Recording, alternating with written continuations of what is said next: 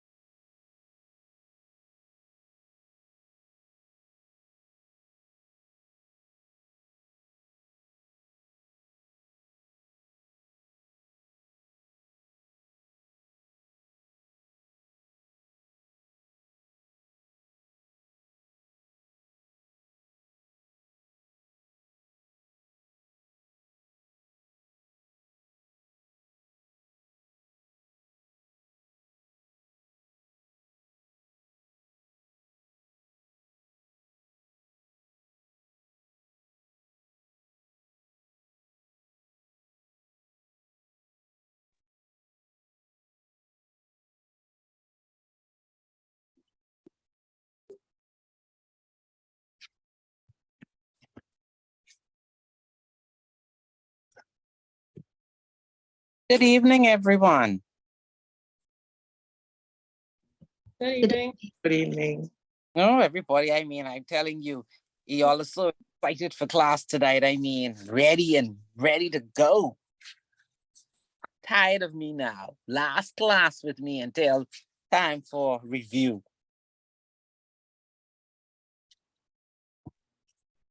We'll Not miss you, tired of Miss you, Archer. Just a long week. I know, and holidays next week. So you all must be excited. Looking forward to it for sure. I know, me too. That's the only couple of little days break we will have. So I don't know if you had the opportunity to read chapter module 7. Everybody did? No, I didn't. Yes, this Okay. is an interesting one. Yes, this is an interesting module because it covers a lot of what we have been reading in the cases, and as we will go through the cases tonight. So let's start off with layoff. So the common law rule is that an employer is not obliged to provide work for an employee, provided he pays the employee his salary. So even if an employee has agreed with his employer to be laid off previously, that agreement doesn't allow an employer to lay off the employee at a later date in the absence of an express term in the contract itself. So normally it is good practice to ensure that the written terms regarding layoff and pay are included in the contract of employment. And we did an amendment to the Employment Act that speaks to laying off and making persons redundant. So while layoff is a customary employment practice in the Bahamas, the common law provides that an employee is still considered an employee while they are doing that period of laying off. And they are entitled to receive and to continue to receive wages and salaries during such period. So when it comes to suspension, we know that suspension is a disciplinary action. And the common law doesn't give an employer any power to suspend an employee for misconduct. The employer only has the power to dismiss an employee for breach of contract or for gross misconduct. So in order to exercise the power of suspension of an employee for misconduct, the employer must ensure that there is a term in the contract of employment which allows him to suspend the employee. And I think you saw that in some of the other cases when employees were suspended, it was not included within the contract. Yeah, Right. Yeah, but I don't know if that aligns with what you shared with us prior to Ms. Archer. So, I don't know if I'm reading this correctly. It's the way what you just stated is that they don't have the right to suspend. I thought previously what we were discussing was suspension with or without pay, It where they did depends. have the right to suspend, especially in the instances of investigations. I think what we were chatting, Right. we were chatting Right. about. So, right. So there's two ways. Either it's a term within the contract or it can be imputed, which means that it is an implied term. Remember, in contract, under contract law, you have express terms and you have implied terms. So implied terms is based on practice. Okay, so this first sentence states, with regard to disciplinary action of suspension, the common law does not give an employer any power to suspend an employee for misconduct as defined by the law. So where does this implied come into play when it says it's not give an employer any power? The suspension itself has to be based on misconduct.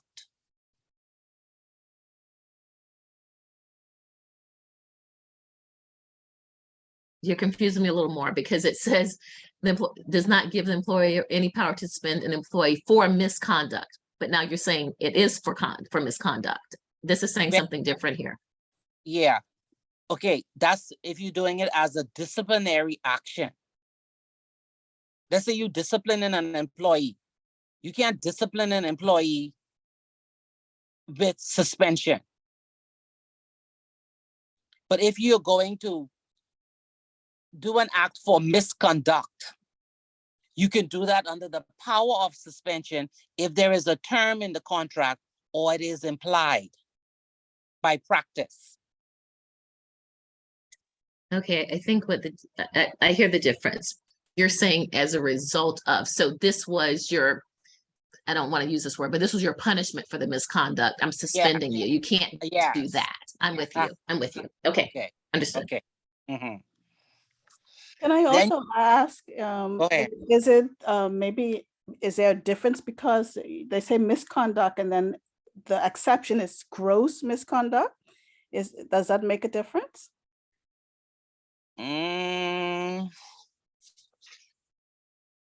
Yeah, gross misconduct is something different. It is, but that's what I'm saying. Does that make a difference then? And based on what, I get the point I see where you're headed. I see where you headed. Okay. Yes, you could add gross misconduct as being a misconduct.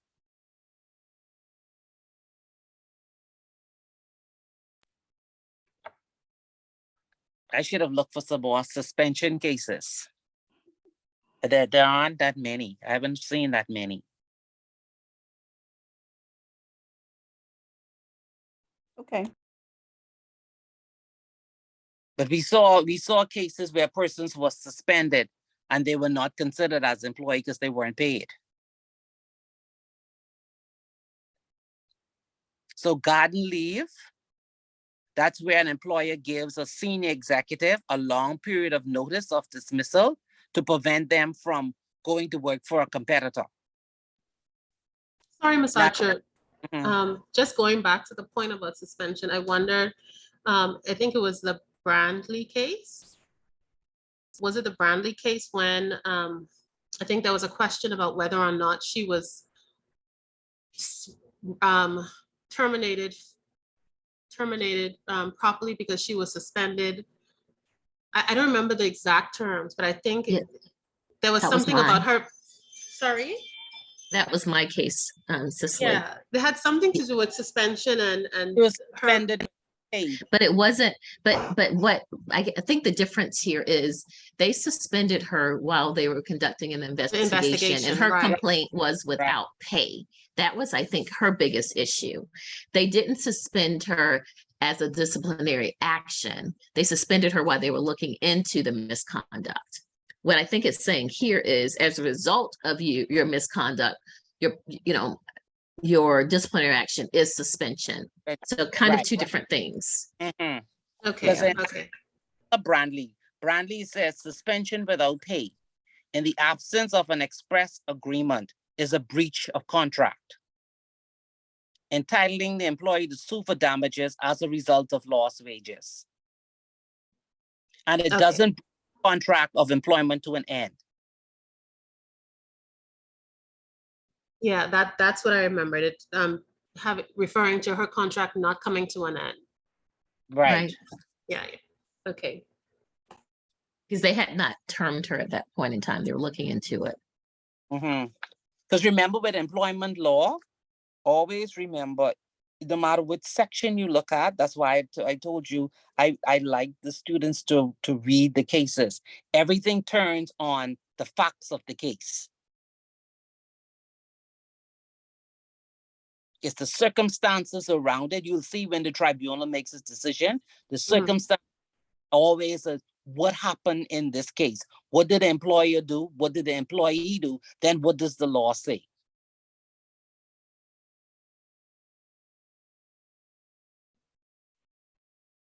So resignation. An employee communicates to his employer his resignation has to be in clear and unambiguous terms. And where he does so, the employer is empowered to accept his resignation and terminate the contract of employment immediately. There are instances where the conduct of the employee and the facts of the circumstances surrounding his resignation may diminish the efficacy of his resignation, notwithstanding his clarity in enunciating his intention to resign. So, although it must be noted that in instances where an employee is induced or coerced into resigning from his job, it is the employer and not the employee who terminates the contract of employment. And of course, the employee must be compensated.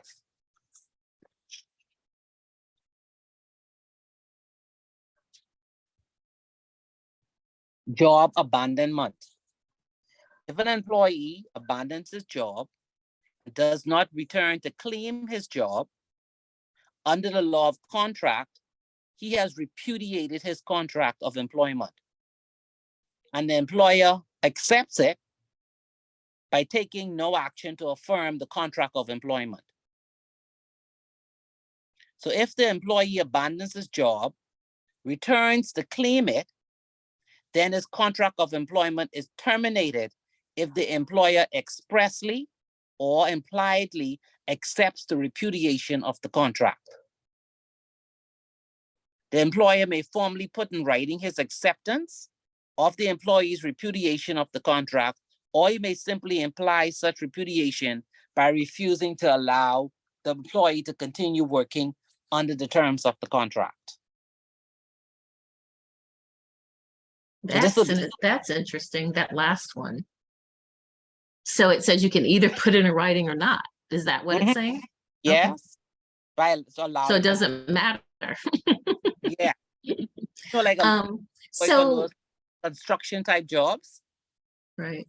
So job abandonment, again, looking under Bahamian in the US, there was, and especially with the employer, it was clearly stated what that time period was. And we put it in with my company, we put in, I think it was, I'm trying to remember now, 48 or 72 hours. Because if hypothetically someone was in an accident, in a coma, something of that nature, and could not, right? We did everything we could to locate the employee who was MIA, right? Missing in action. Yeah. Before we terminated. I don't see anything here that speaks to the length of time for job abandonment. Could someone truly just not show up one day and an employer can then put in writing their acceptance of repudiation because they've not heard from someone in a day, or is there any time frame? There's no time frame in the act. So in order to get a time frame again, you have to go to case law.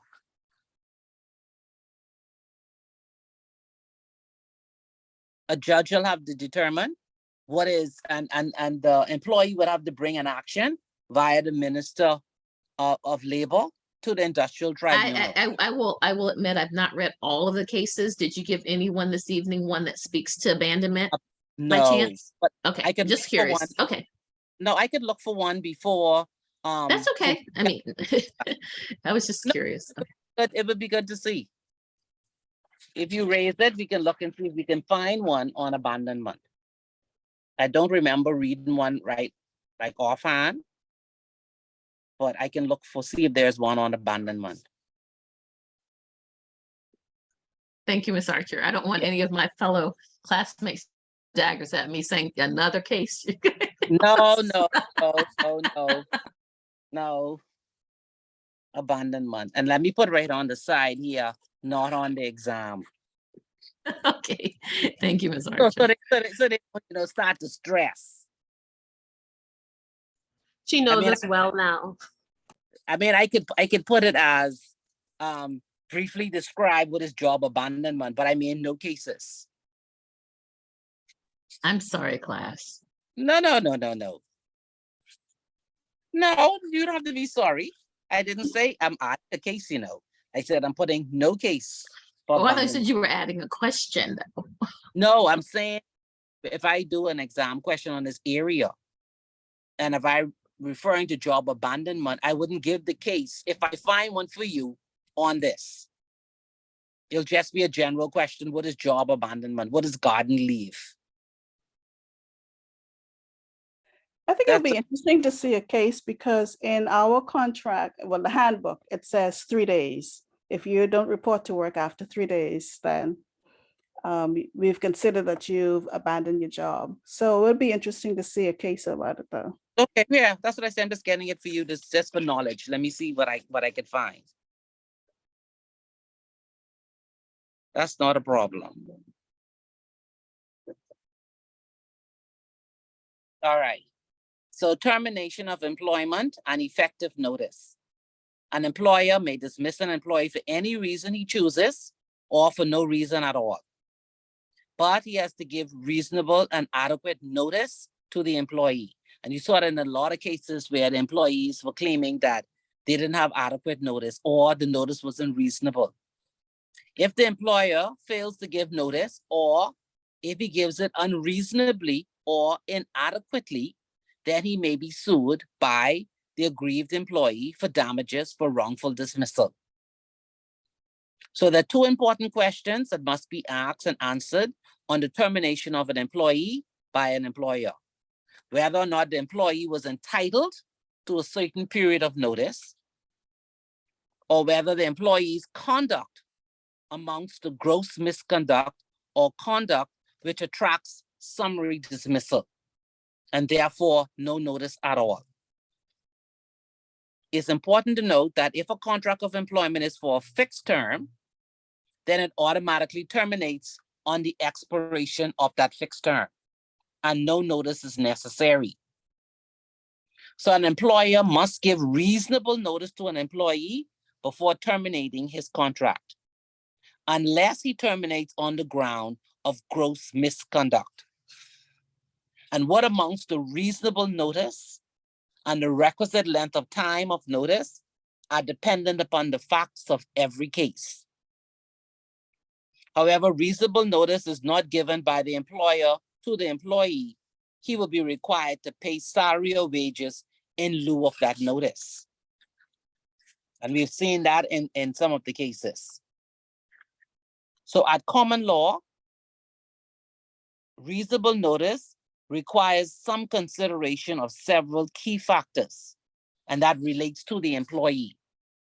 They look at the seniority and the length of service in the organization. Remember the lady at BPL in the post office? She was with them for a very long time. Experience, the health of the person, the chances of alternative employment, the mode of payment, the position, the duties, and the responsibilities. And there are also other factors that the tribunal can take into consideration. For the determination of reasonable notice, that is driven through the facts of the case surrounding the employment, the status, the employment prospects, and termination of the employment of the aggrieved employee.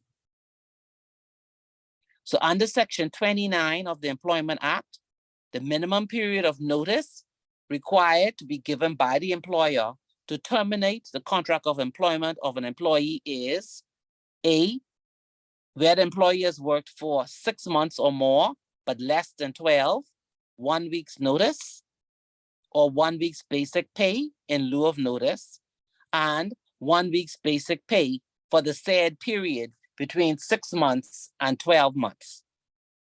If they're employed for 12 months or more, they get 2 weeks notice or 2 weeks basic pay in lieu of notice and 2 weeks basic pay for each year up to 24 weeks.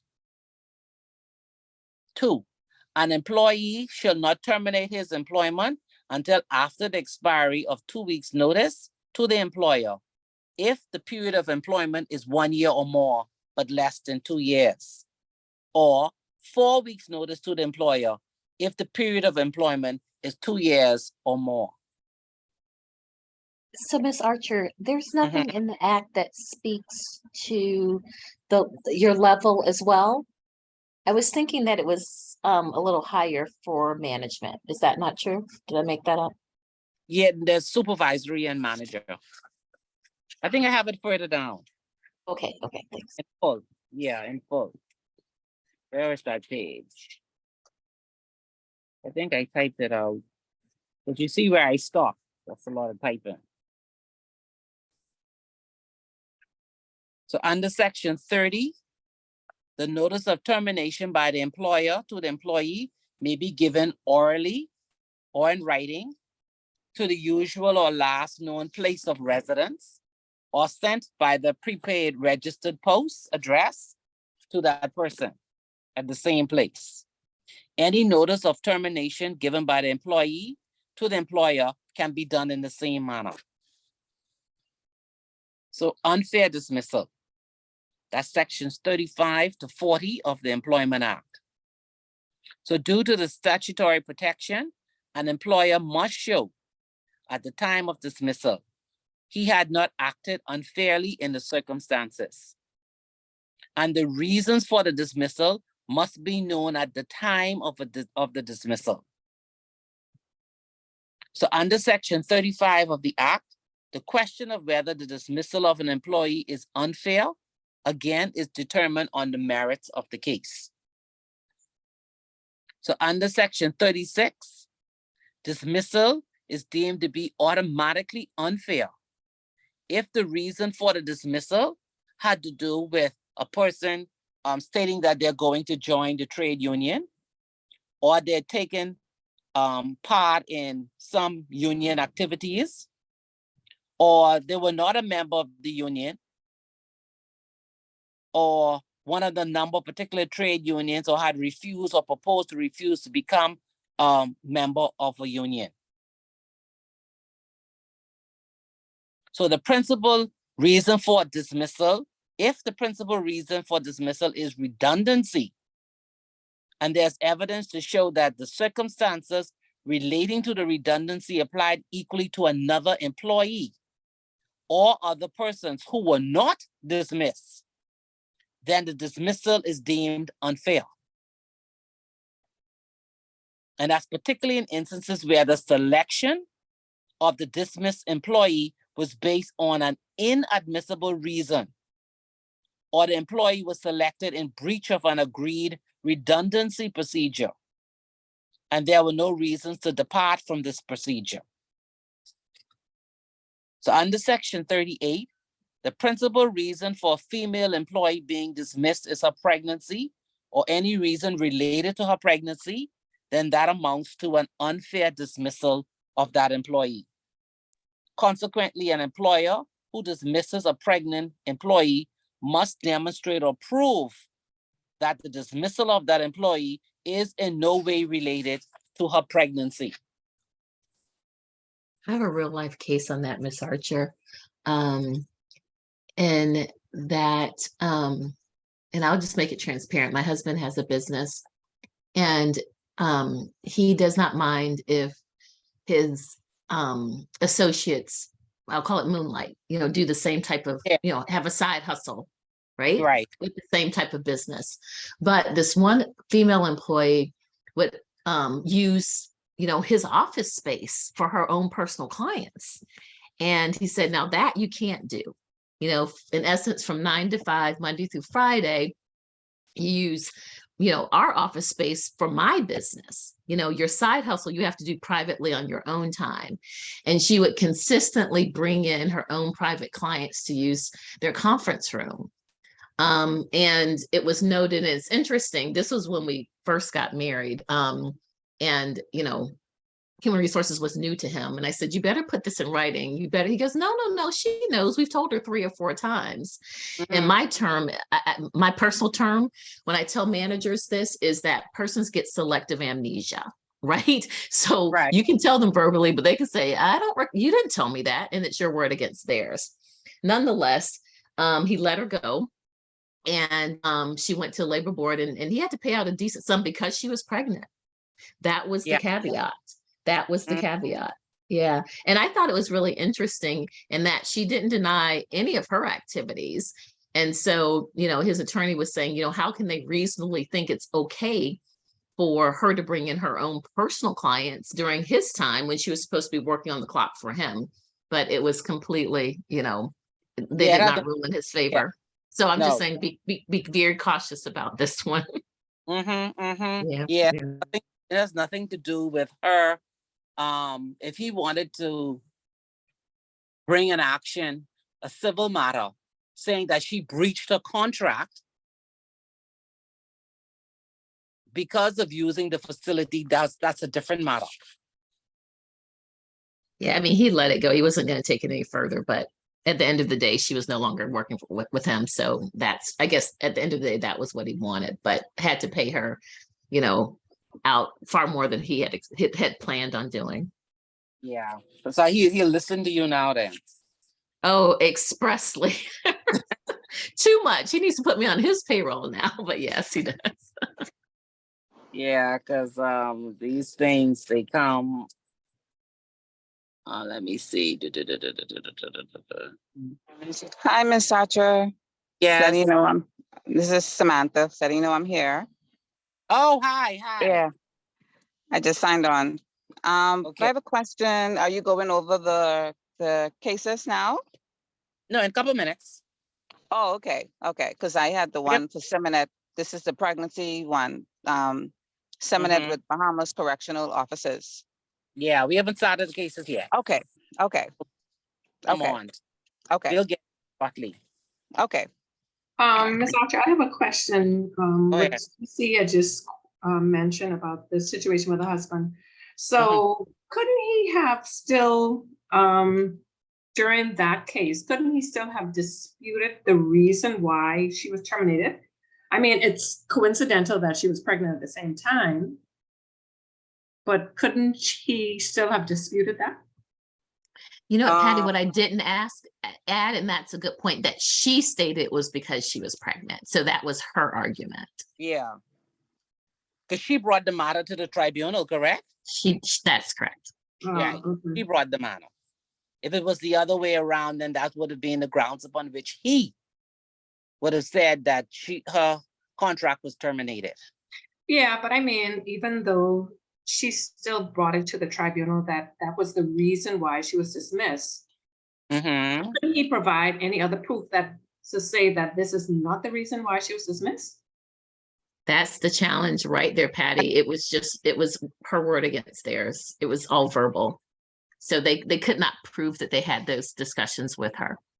Oh, so if he Like I had said, she got writing, would selective that have amnesia. changed? If he had that conversation in writing, would that have changed? Yeah, I mean, Ms. Archer can answer that, but I would think so. I told him he should have really documented every time. As follow-up to our discussion on March the 29th, please be advised that you're not to bring your own personal clients into Bruce LaFleur Associates, et cetera, et cetera. Right. I would certainly, I would have thought so, Ms. Archer. I don't know. You might say differently because that would have been his proof, Patty. No, because see the section That he warned her. Right, the section 38 says an employee shall be treated for the purposes of this part as unfairly dismissed if the reason or principal reason for her dismissal is that she is pregnant, and that was not the reason. Or is for any other reason connected with her pregnancy. So it was none of those things, Right. but he had to prove that. Okay.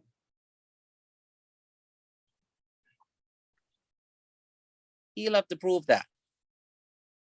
And that's why I'm saying is when you're dealing with employees and contract, you have to make sure these things are documented.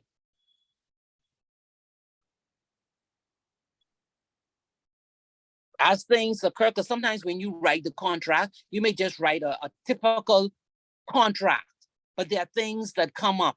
And sometimes you have to warn employees for different things. You have to make sure if you have to make amendments to that contract, do supplements to the contract. Because trust me, they will sue. So, okay, so in the section that speaks about termination and it speaks about being employed for 6 months. So if we have a contract, well, our contracts are like we review it 6 months. But what if we terminate that within less than 3 months? Then is there compensation that we would have to pay to that Yeah. employee? Yes, because you've repudiated the contract. Okay. Patty, are you saying you have a 6 month probationary period? Is that what you were Mhm. stating? Okay, Yeah, that we do. piece, Mhm. that's not different, Ms. Archer? Okay, no, she didn't say probationary period. Sorry, I that's thought what I that's meant. what you're Sorry. saying when she said 6 months. So you employed a person, they're on 6 months probation. Right. What does the contract say? The contract has just a probation period of 6 months. Now, in terms of termination, I am not sure. Yeah, because there has to be some grounds upon which you're going to terminate. Okay. See, what is it? I am not sure. Yeah. I just know, like, I mean, that's done by our HR, but I was just Mhm. wondering, like, what Yeah. happens? There I mean, are, we haven't terminated anyone, but I'm just was Yeah. curious. but Mhm. then grounds Yeah. when probation. So let's just say when you're on probation and they drop your contract, and this is your contract, this is your job description, the things that you said during the interview that you can do. And then when it comes to the job, you cannot perform. Right. So as a part of your probation and your assessment, in that contract, it should state the grounds upon which you will not be confirmed. Okay.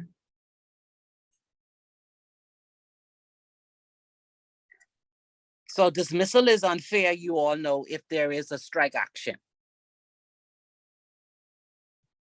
The caveat in section 40 of the Act is that an employer is entitled to dismiss employees participating in a strike, which is in breach of the law.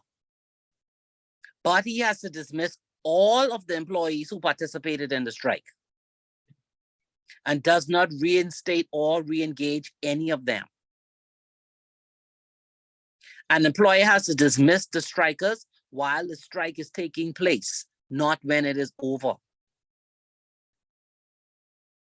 If such an employee has a claim for unfair dismissal under the Act, and they are a replacement worker who is dismissed on the return to work of an absent employee with no written notice, that his termination will be made on the return of the employee. They have a claim for unfair dismissal. That section is section 39. Where the employer does provide written notice of termination to the replacement worker, that on the return of the absentee employee, he will be dismissed and dismisses the replacement worker accordingly, then that dismissal would not be deemed to be unfair under the Act. So there are remedies for the aggrieved employee who is unfairly dismissed. They can ask for reinstatement or re-engagement. I think that was a group of employees from the gaming board. I think they went back to the court for reinstatement, and the court said that they'd waited too late. I didn't give you that case to read. It's very long. The next remedy is compensation. Then you could get basic award, you could get compensatory award, or you can get an additional award by the tribunal's order. So an employer must show that the employee was dismissed for one of the following reasons for dismissal to be considered fair: incompetence, and that was the guy at the hangar, remember, with the planes, misconduct or gross misconduct, redundancy, or illegality. The burden of proof is on the employer to show that one of the aforementioned reasons was the true reason for the dismissal of the aggrieved employee. And then you have constructive dismissal. And that requires the employee now. The burden of proof is on the employee. They have to prove that there was a serious breach of the contract by the employer. And that's normally happens when you have a unilateral change. A unilateral change can be salary, it could be benefits. That's called a constructive dismissal. Any attempts made by the employer to induce, coerce, or persuade an employee to resign can also be considered as a constructive dismissal.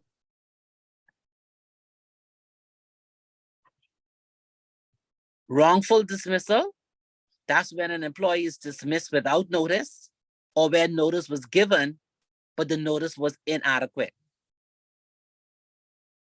So an employee who is wrongfully dismissed can be paid damages for breach of contract or compensation for wrongful dismissal. The measure of damages is primarily the monetary loss experienced by the dismissed employee that has resulted from the breach of the contract. So they can get monetary loss, pecuniary loss, unliquidated damages. And employees are under duty to mitigate their loss in a wrongful dismissal claim, which means that they have to seek alternative employment after their dismissal. The damages that they receive is based on the remuneration that they would have earned during the notice period if they had received the proper notice and they were employed at work during that time. The employee receives damages as compensation in a wrongful dismissal action, not wages or salaries. Such damages do not include damages for injured feelings or loss of reputation, or the difficulty in finding alternative employment due to wrongful dismissal.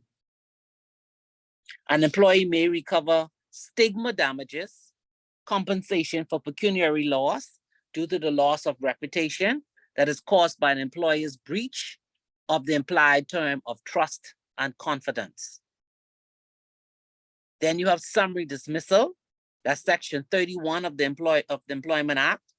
An employer may summarily dismiss an employee from his employment without notice and without pay, in lieu of notice, when the employee has committed a fundamental breach of his contract or has acted in a manner repugnant to the fundamental interests of the employer. So one of the fundamental interests that the employer can claim for as a breach is theft, fraudulent offenses, dishonesty, gross insubordination or insolence, gross indecency, and breach of confidentiality. Now, the employer has to prove that he honestly and reasonably believed on a balance of probability, and I know you heard those words over and over again in the cases, that the employee has committed the misconduct in question at the time of dismissal, and that the employer conducted a reasonable investigation of that misconduct, except where such investigations are otherwise unwarranted. So under common law, an employer may summarily dismiss an employee who is in breach of any of his contractual or other obligations to him. The breach must be fundamental. If a summary dismissal occurs, an employer may dismiss an employer may dismiss an employee without notice or compensation in lieu of such notice. So summary dismissal may occur for the following reasons: disobedience of lawful and reasonable orders of the employer, which is in breach of the employee's duty to obey such orders. The disobedience must be willful and within the scope of the employee's duty under his contract of employment. A misconduct which interferes with and prejudices the safe and proper conduct of the employer's business, or it can be negligence, or it can be incompetence. And the test of misconduct in common law was outlined in the case of Carnival, Leisure Industrial, and Peter Zervos, which is the Bahamian case. So let's start now by looking at some of the examples. Let's start with the pregnancy case.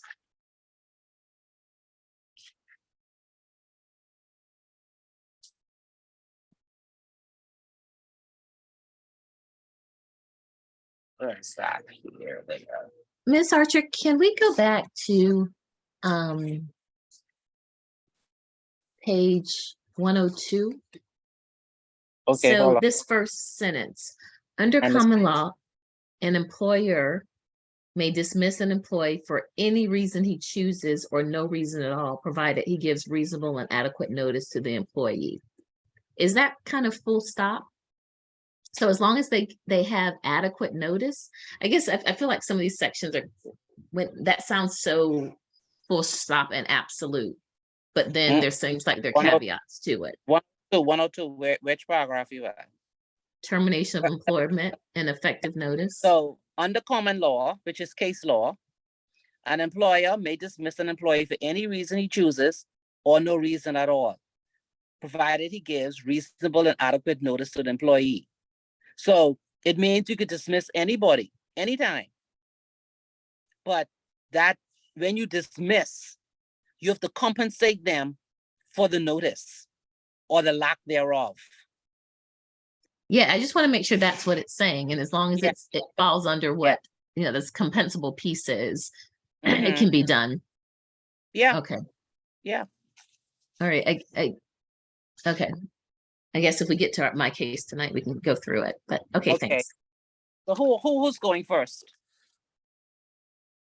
I'm not sure who had the pregnancy one. That wasn't me. No, I know it wasn't you. But someone said they had a case on what pregnancy? I don't know what pregnancy. Let's start with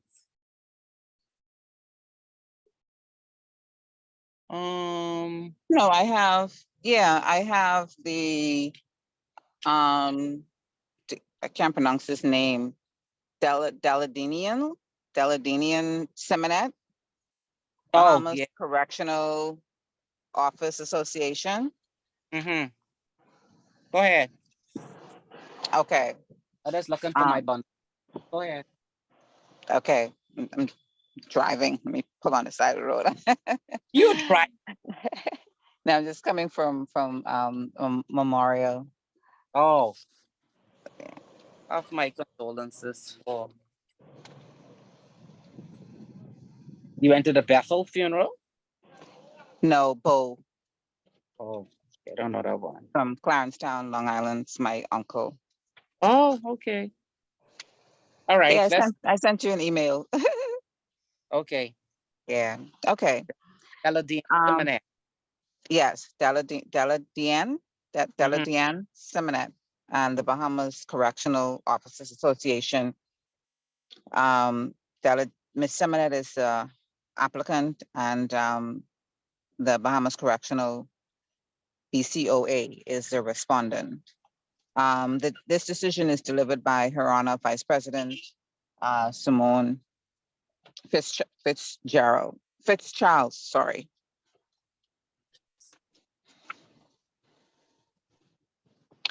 Okay, and by her originating application filed on 19th of February, 2019, Deladian Simonet Adela.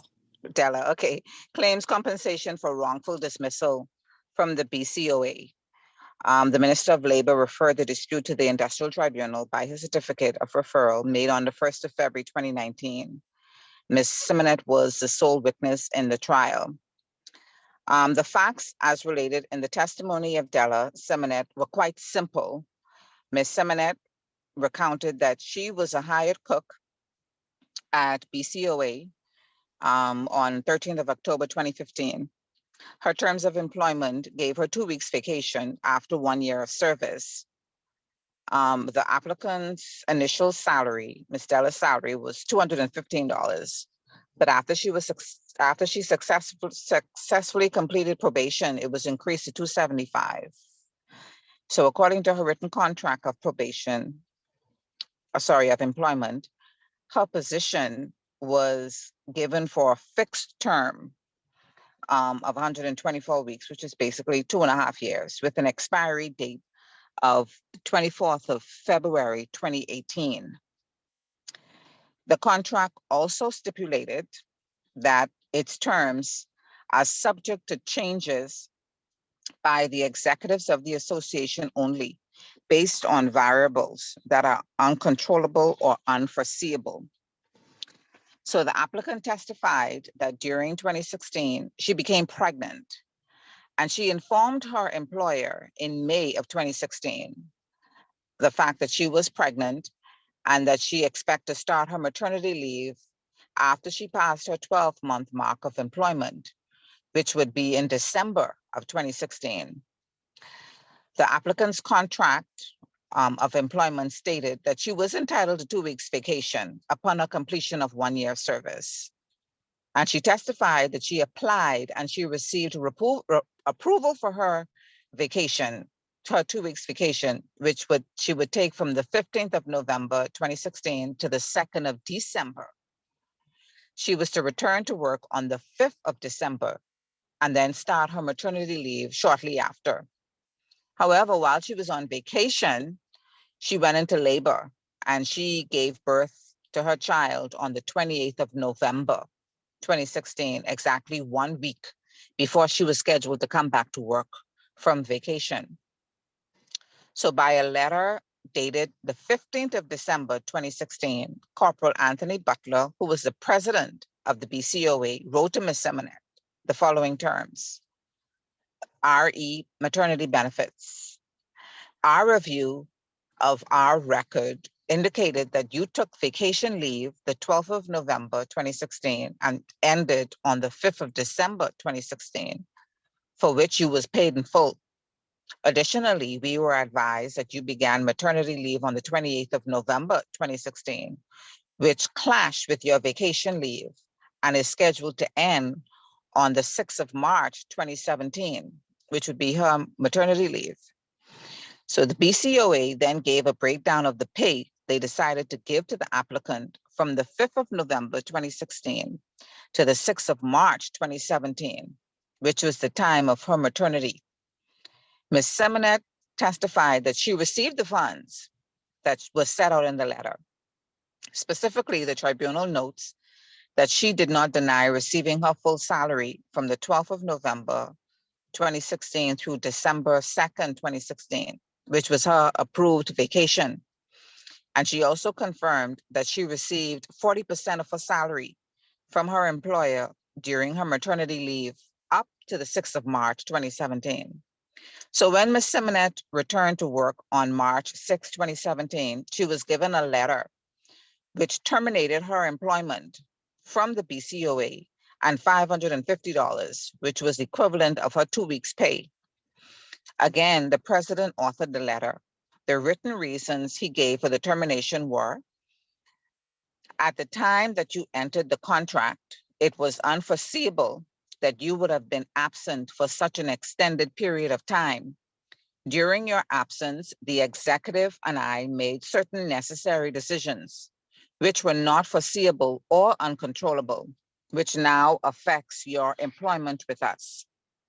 One of the decisions made is that we will have to use the services of our members in more capacities, including the position of cook employee.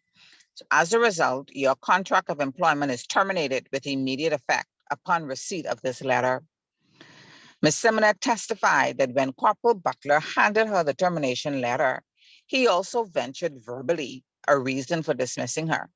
He said that the commissioner wished to use his officers to capacity, meaning which meant that they were no longer hiring civilians to do the job, that they would want to execute the use of the employees or the workers at the BCOA. However, she said, the applicant subsequently learned that the position from which she was summarily dismissed was then taken up within less than 3 months of her departure by another civilian named Ms. Clark, who was the mother of one of the officers who worked in the BCOA. So when asked whether the BCOA informed her or complained at any time before her dismissal that they did not foresee that she would be off work for an extended time, she said, "No, ma'am, they knew that I was pregnant. They knew when I would be taking maternity leave, and they knew when my vacation would start and when it would end." Ms. Simonet's testimony had the ring of truth, and there was no participation by way of rebuttal from the respondent. In the circumstances, the tribunal accepts the facts as was given by Ms. Simonet. The contract of employment would have naturally come to an end on February 24th, 2018. But in this case, it was prematurely brought to an end. Was Ms. Simonet's summary dismissal wrongful? This would depend upon whether the dismissal was justifiable, and if not, whether the applicant received inadequate compensation for the early termination of her employment.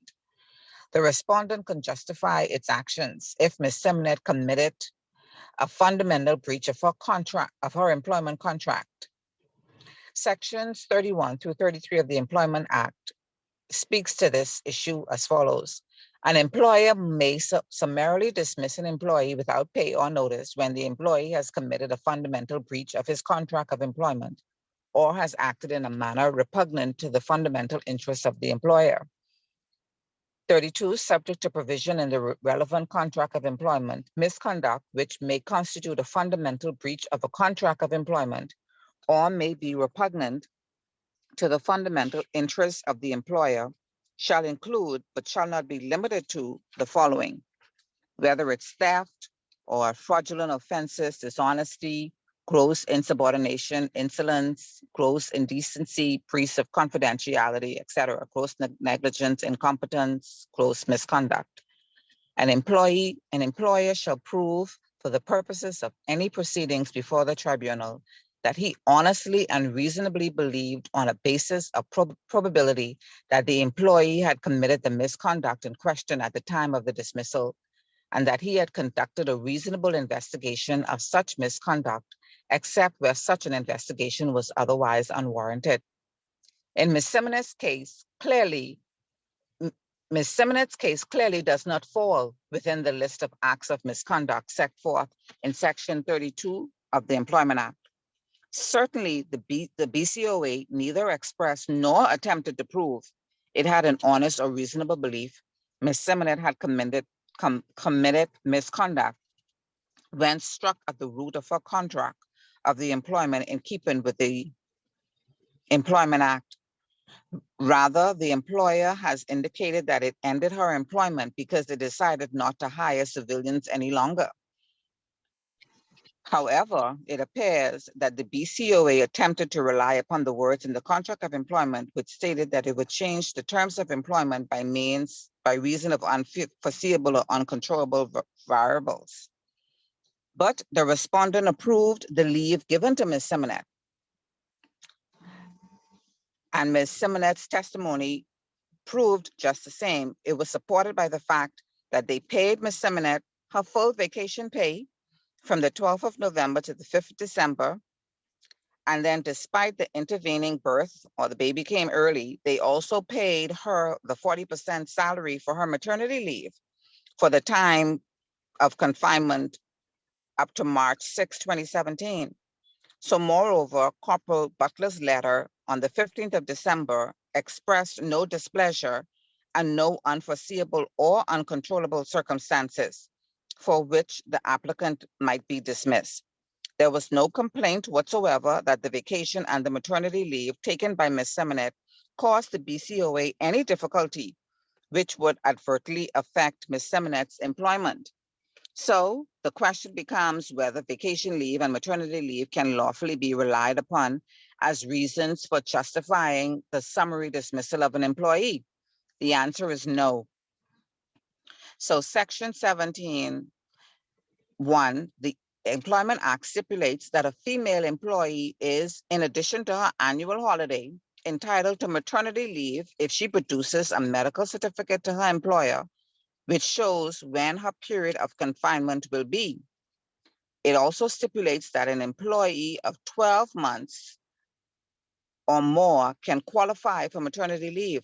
The BCOA have been satisfied Ms. Seminet qualified for the maternity leave, as she got maternity leave with appropriate pay for the period that she was confined. Sections 12(1), 13(2)(b) of the Employment Act require every employer to give employees of 12 months a minimum of 2 weeks paid vacation leave. So her contract reflected that she should also receive this entitlement. She worked the requisite 12 months. She had a statutory and contractual entitlement to receive 2 weeks paid vacation. And it shows because evidence shows that she received the 2 weeks vacation pay paid by her employer in full. So the BCOA could not legitimately, by a clause in its contract, opt out of any entitlement of an employee given by the EA Employment Act. It could not lawfully terminate her employment on the grounds that her absence was for unforeseeably extended period of time. As counsel for the applicant submitted, this infers that the applicant was dismissed because she was pregnant. This is contrary to sections 21(1)(c) of the Employment Act, which provides that no employer shall dismiss an employee or require an employee to resign on the grounds that she is pregnant. The BCOA could not lawfully dismiss Ms. Seminet in a summary manner because she availed herself of rights to which she was entitled to under the Employment Act. It is also difficult to sustain the position of the BCOA that it could not foresee that a woman of childbearing age, namely Ms. Seminet, could become pregnant during the course of her employment and could go on vacation after it accrued under the statute that her terms of employment. The tribunal is therefore satisfied that the BCOA's termination of Ms. Seminet's employment was not justifiable. In the absence of finding justification for the applicant's dismissal, we go on to consider whether she was adequately compensated for the early termination of her fixed-term contract. Ms. Seminet evidence was that upon her dismissal, she received $550 from the BCOA. She contended that she had a fixed-term contract, which should endured for a further period of 51 weeks before expiry. So it is clear from the contract of employment that this is so, as it states, your employment began on the 13th of October, 2015, and this contract is covered by the full tenure in office of the present executives and the Correctional Officers Association and will expire on the 24th of February, 2018. The contract contains no provision for earlier termination or notice. Therefore, the usual measure of damages applies for early termination of a fixed contract. The long-established core principle was stated by Park B. in Robinson versus Herman, which is the rule of the common law is that where a party sustains a loss by reason of the breach of contract, he is, so far as money can do it, to be placed in the same situation with respect to damages as if the contract had been performed. So in the present case, if the contract had been performed, Ms. Seminet would have had the benefit of a further 51 weeks of employment. Based on the law, Ms. Seminet should have received from the BCOA termination pay equivalent to the balance of earnings, which she would have received. If the contract was not prematurely terminated, that is 51 weeks salary from the 6th of March, 2017 to the 24th of February, 2018 at a rate of $275 a week. Clearly, her summary dismissal with the sum of $550 was inadequate. By reason that her summary dismissal was not justifiable and that she was inadequately compensated for the balance of the bargain she lost at the behest of the BCOA. The tribunal finds that the applicant was wrongfully dismissed. Ms. Simonet is therefore entitled to damages as follows: 51 weeks at $275, which amounts to $14,025 minus the $550. So therefore, she would be awarded $13,475. The applicant argued that she should be reimbursed for the week of vacation that she did not take due to the early birth of her child. However, the tribunal is satisfied that Ms. Simonet is not entitled to an additional week of vacation pay. The letter from Corporal Butler dated the 15th of December 2016 stated that the BCOA paid her 2 weeks salary in full for her vacation from the 12th of November to the 5th of December. So she got that money already. So the tribunal therefore orders that the respondent pay to the applicant compensation in the amount of $13,475, together with interest in the amount of 10% from the date of this judgment until payment. Yep. So Yep. that's, to me, I think that's pretty straightforward. I mean, I don't see how. But you were saying, because I came in on the tail end when you was talking about, in the book about the you can just dismiss. You were saying you can, Yeah. Mhm. But they you can can't, just they say it can't be, again. I said they Right. cannot be, Okay. yeah, Okay. Okay. can't be So do pregnant. you think they did dismiss her because she was pregnant? Well, I think they wanted the other officer's mother Person to show. to work. Okay. Yeah. Okay. And they saw it as a As an window. opportunity. Yeah. Yeah. Okay. Yeah. Okay. Okay. Yeah. Okay. Hmm. Okay. But I was a good one. Yeah, Florida- that's pretty. That was pretty straightforward. She Yeah. deserved that. Yeah. Okay, who's going next? I know y'all like to hear the good news. Who else? Who's on? She's not on. Yeah, let's do Kim versus the Bahamas Cooperative League. This is a long case. You can you can Oh gosh, okay. So this was in the Supreme Court between Kim Deegan, plaintiff, and the Bahamas Cooperative League Insurance Brokerage Limited. So this was about wrongful dismissal, unfair dismissal. So on February 14, 2017, the plaintiff brought these proceedings by writ of summons, claiming breach of contract and that she was wrongfully and unfairly dismissed. In her statement of claim filed March 8, the plaintiff asserts that the defendant had no legitimate grounds upon which to dismiss her, summarily or otherwise. Further, the plaintiff alleges that the defendant failed to conduct any reasonable investigation into the charges against her, and that she was neither presented with said charges to answer, nor was she presented with or afforded an opportunity to rebut the evidence upon which the defendant based his decision to dismiss her. Additionally, in a statement of claim, the plaintiff sought an injunction to prevent the defendant from publishing a notice in a local newspaper in respect to her termination, alleging that to do so would constitute a breach of the implied term of trust and confidence by the defendant. So in defense, March 24, 2017, the defendant denies that the plaintiff was wrongfully or unfairly dismissed and avers that it conducted a reasonable investigation into its operations, which reveal that it had sustained significant financial and reputational risk directly attributable to the plaintiff's performance in her role as a manager. Further, the defendant contends that the findings of its investigations were clearly articulated to the plaintiff, and she was provided with an opportunity to respond. Prior to the trial, the plaintiff sought an injunction to restrain the defendant from, among other things, publicizing the fact of her dismissal in a local paper. And Since then, she was granted an injunction on that. An interim ex parte interim injunction was granted with a returnable date. The trial was conducted electronically using the Zoom platform and recorded. At the trial, the plaintiff gave evidence on her own behalf, and Hilton Bowleg, Larry Corley, and William Knowles Jr. gave evidence on behalf of the defendant. So general background and evidence of this case: the defendant is an insurance broker, and the plaintiff was formerly employed by the defendant in a managerial capacity.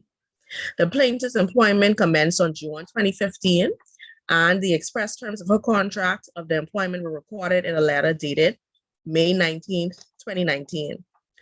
So her employment offer says, "We are pleased to offer you the position of insurance brokerage manager of the Bahamas Cooperative League Insurance Brokerage Limited." A letter outlines a salary at $47,000 per annum. It outlines her employment benefits, her meal break, sick leave, probationary period of 6 months, a resignation notice of 1 month, and her reporting responsibility. In December 2016, the defendant undertook an evaluation on a plaintiff's performance. The feedback set forth in the performance evaluation dated December 2016 was generally positive. Her appraiser stated that Ms. McDeegan has done an excellent job in moving the agency in the right direction. It is expected that the agency will see further growth in the upcoming year. The majority of the share capital of the defendant is the Bahamas Cooperative League Limited. Sometime prior to the plaintiff's evaluation, issues arose between the league and the defendant. And by a letter dated June 2016, the board of directors of the league requested the board of directors of the defendant to convey to the league the administrative offices of the defendant. The defendant did not immediately comply with that request, and in or about the 17th of January 2017, the league, in its capacity as majority shareholder, determined to discharge the defendant's board of directors serving at that time, and to appoint an interim board of directors in their place. Hilton Bowleg was the chairman of the interim board. Upon their appointment, the interim board of directors set out to investigate the operations of the defendant. Further, on the 18th of January 2017, the plaintiff was required to take vacation leave for a period of 2 weeks. On February 2nd, 2017, the date of her return from vacation, the defendant suspended the plaintiff from work. A letter of suspension was provided to the plaintiff in the following terms: "Dear Ms. McDeegan, your suspension of employment. The board of the Bahamas Cooperative League Insurance Brokerage Limited has determined that there are some anomalies within the Bahamas Cooperative League Insurance Brokerage Limited. In light of this determination, it is necessary to conduct a further investigation of the operation. Please be advised that effective today, Thursday, February 2nd, 2017, your employment with the Bahamas Cooperative League Insurance Brokerage Limited has been suspended for the period of February 2nd, 2017 to February 9th, pending a further investigation of the operation. Sincerely, Sharon Raming, the secretary." So on February 10th, when the plaintiff returned to work after the completion of her suspension, the defendant terminated her employment. The letter of termination provided to the plaintiff was in the following terms: "Dear Ms. McDeegan, on February 2nd, 2017, you were suspended with pay for the period February 2nd to February 9th. The reason for your suspension was due to the inadequacy of your responses at a meeting held on the 2nd instance, in which the following allegations were brought to your attention, namely: failure to dispatch payments to BCLIBL partners. The last payment issued to the Security and General Insurance Company was September 2016, and the last payment issued to Star General Insurance Agents and Brokers was April 2016. This situation places the clients and the Bahamas Cooperative League Insurance Brokerage at a serious financial risk. In addition, the professional reputation of the Bahamas Cooperative League Insurance Brokerage Limited was placed at risk. A review of communication from Security and General Insurance Company also indicates that there are instances of serious discrepancies between the records of the Bahamas Cooperative League Insurance Brokerage Limited and the Security and General Insurance Company, which placed the clients and BCLIBL at considerable financial and liability risk. The clients are reflected in Power Broker system as being up to date with their premium payments. However, they are listed as being delinquent at Security and General Insurance Company. The company has indicated in some cases they would not issue renewal notices due to the account status of the clients. There is no proper record of files of the temporary employees of the insurance brokerage. In addition, no employment files were located for any of the temporary employees or yourself. It was also determined that no national insurance contributions were made on behalf of the temporary employees of the insurance brokerage.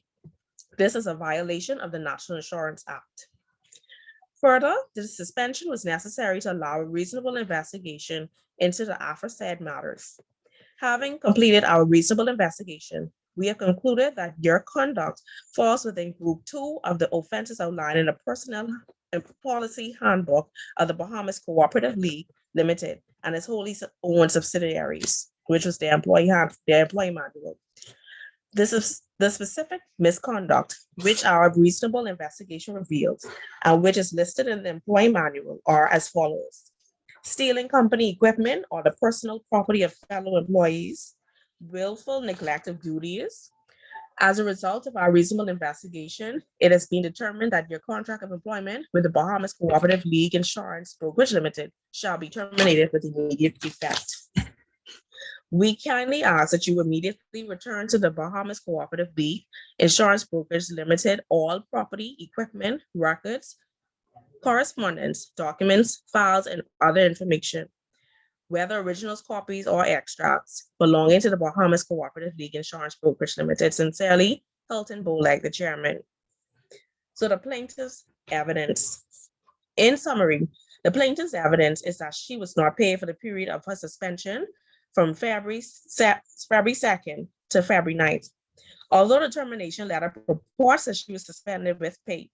Further, although her termination letter suggests that she was suspended because of the inadequacy of her responses at a meeting held on February 2nd, the plaintiff's evidence is that the suspension letter had been drafted before the meeting took place.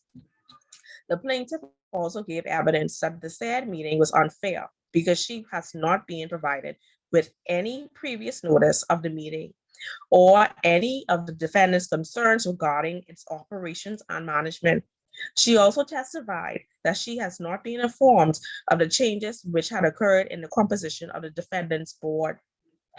According to the evidence of the plaintiff, it was apparent to her at the February 2nd meeting that the defendant was seeking to put substantive and detailed questions to her. And she told him that it would have been fair to give her notice of the meeting and an opportunity to address the questions. In her words, the defendant conducted a trial by ambush, although she did her best to answer the questions put to her. She stated that those questions related to, among other things, payment issues with Security and General Company. The following paragraphs of the plaintiff's witness statement nicely encapsulates the plaintiff's complaint against the defendant. So the defendant's letter dated February 2nd did not suggest that I was under the investigation or that I was being charged with any infraction. It stated that the defendant had determined that there were some anomalies within the company and that it was therefore necessary to conduct a further investigation. By his letter to me, dated February 10th, the defendant dishonestly and self-servingly stated that the reason for my suspension was due to the inadequacy of your responses at a meeting held on the 2nd instant, in which the following allegations were brought to your attention. As noted with respect to the defendant's suspension letter on February 2nd, there was no reference therein to inadequacy of my responses.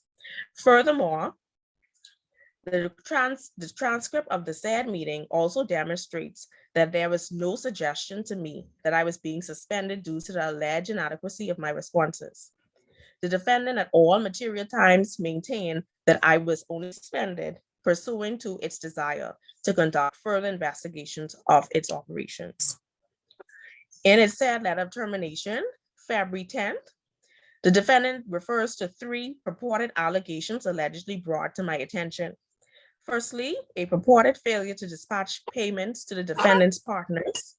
with respect to which I maintain my position, that I adequately address and explain the issues raised with respect thereto as best I could in the circumstances of the said meeting. Having been afforded no notice of the said meeting, the subject matter to be discussed therein, or access to my files to prepare an informed response. I was not advised that there was any fresh allegation regarding to the defendant's relationship with his partners that occasioned my suspension or termination.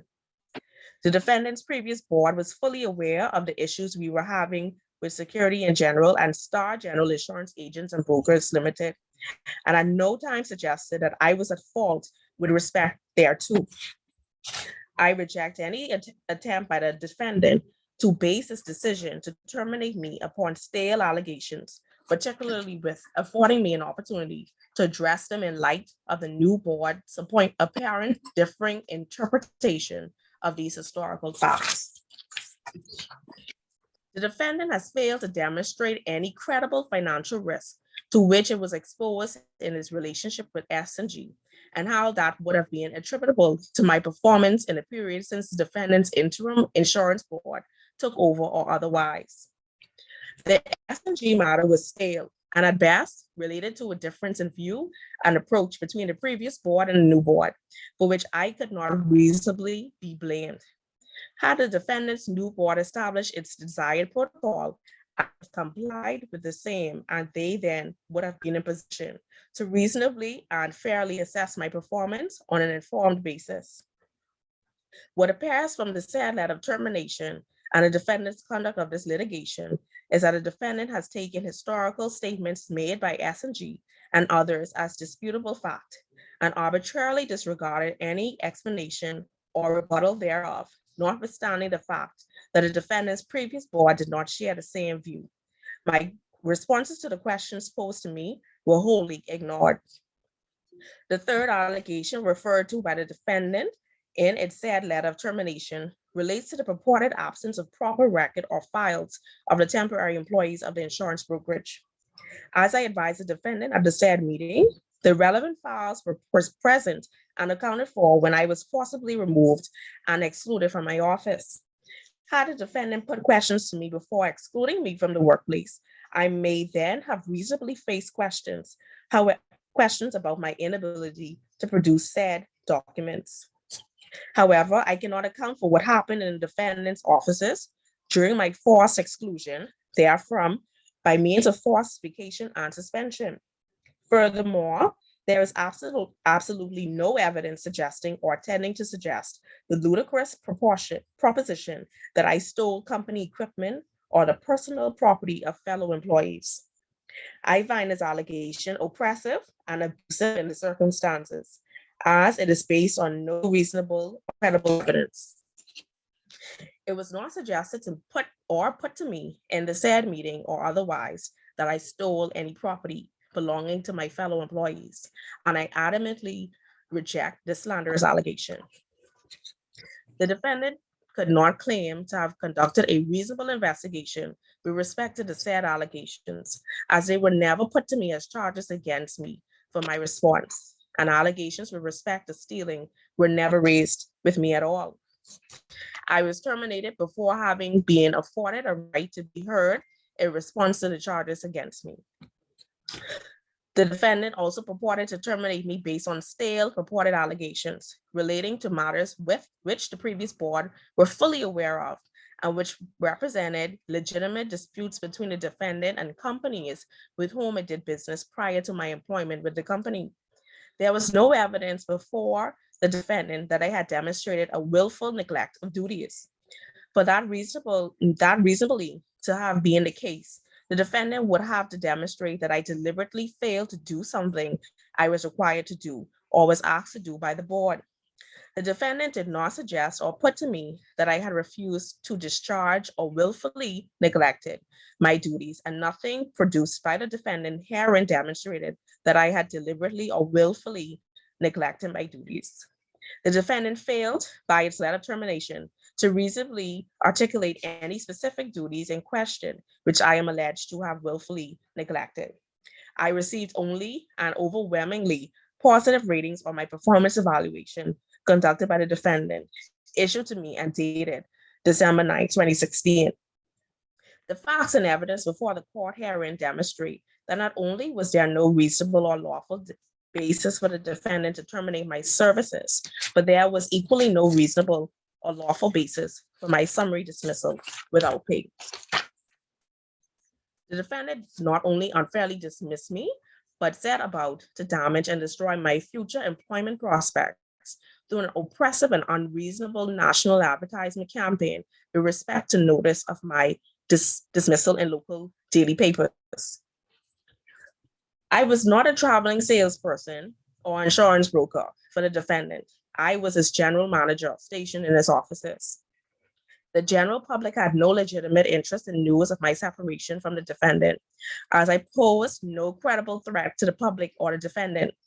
The defendant did not issue a nationwide advertisement with news of my employment, and I believe the defendant's decision to publish news of my separation from the company was malicious, particularly insofar as it was disproportionate, served no reasonable, lawful, or commercial purpose, and was abusive and oppressive.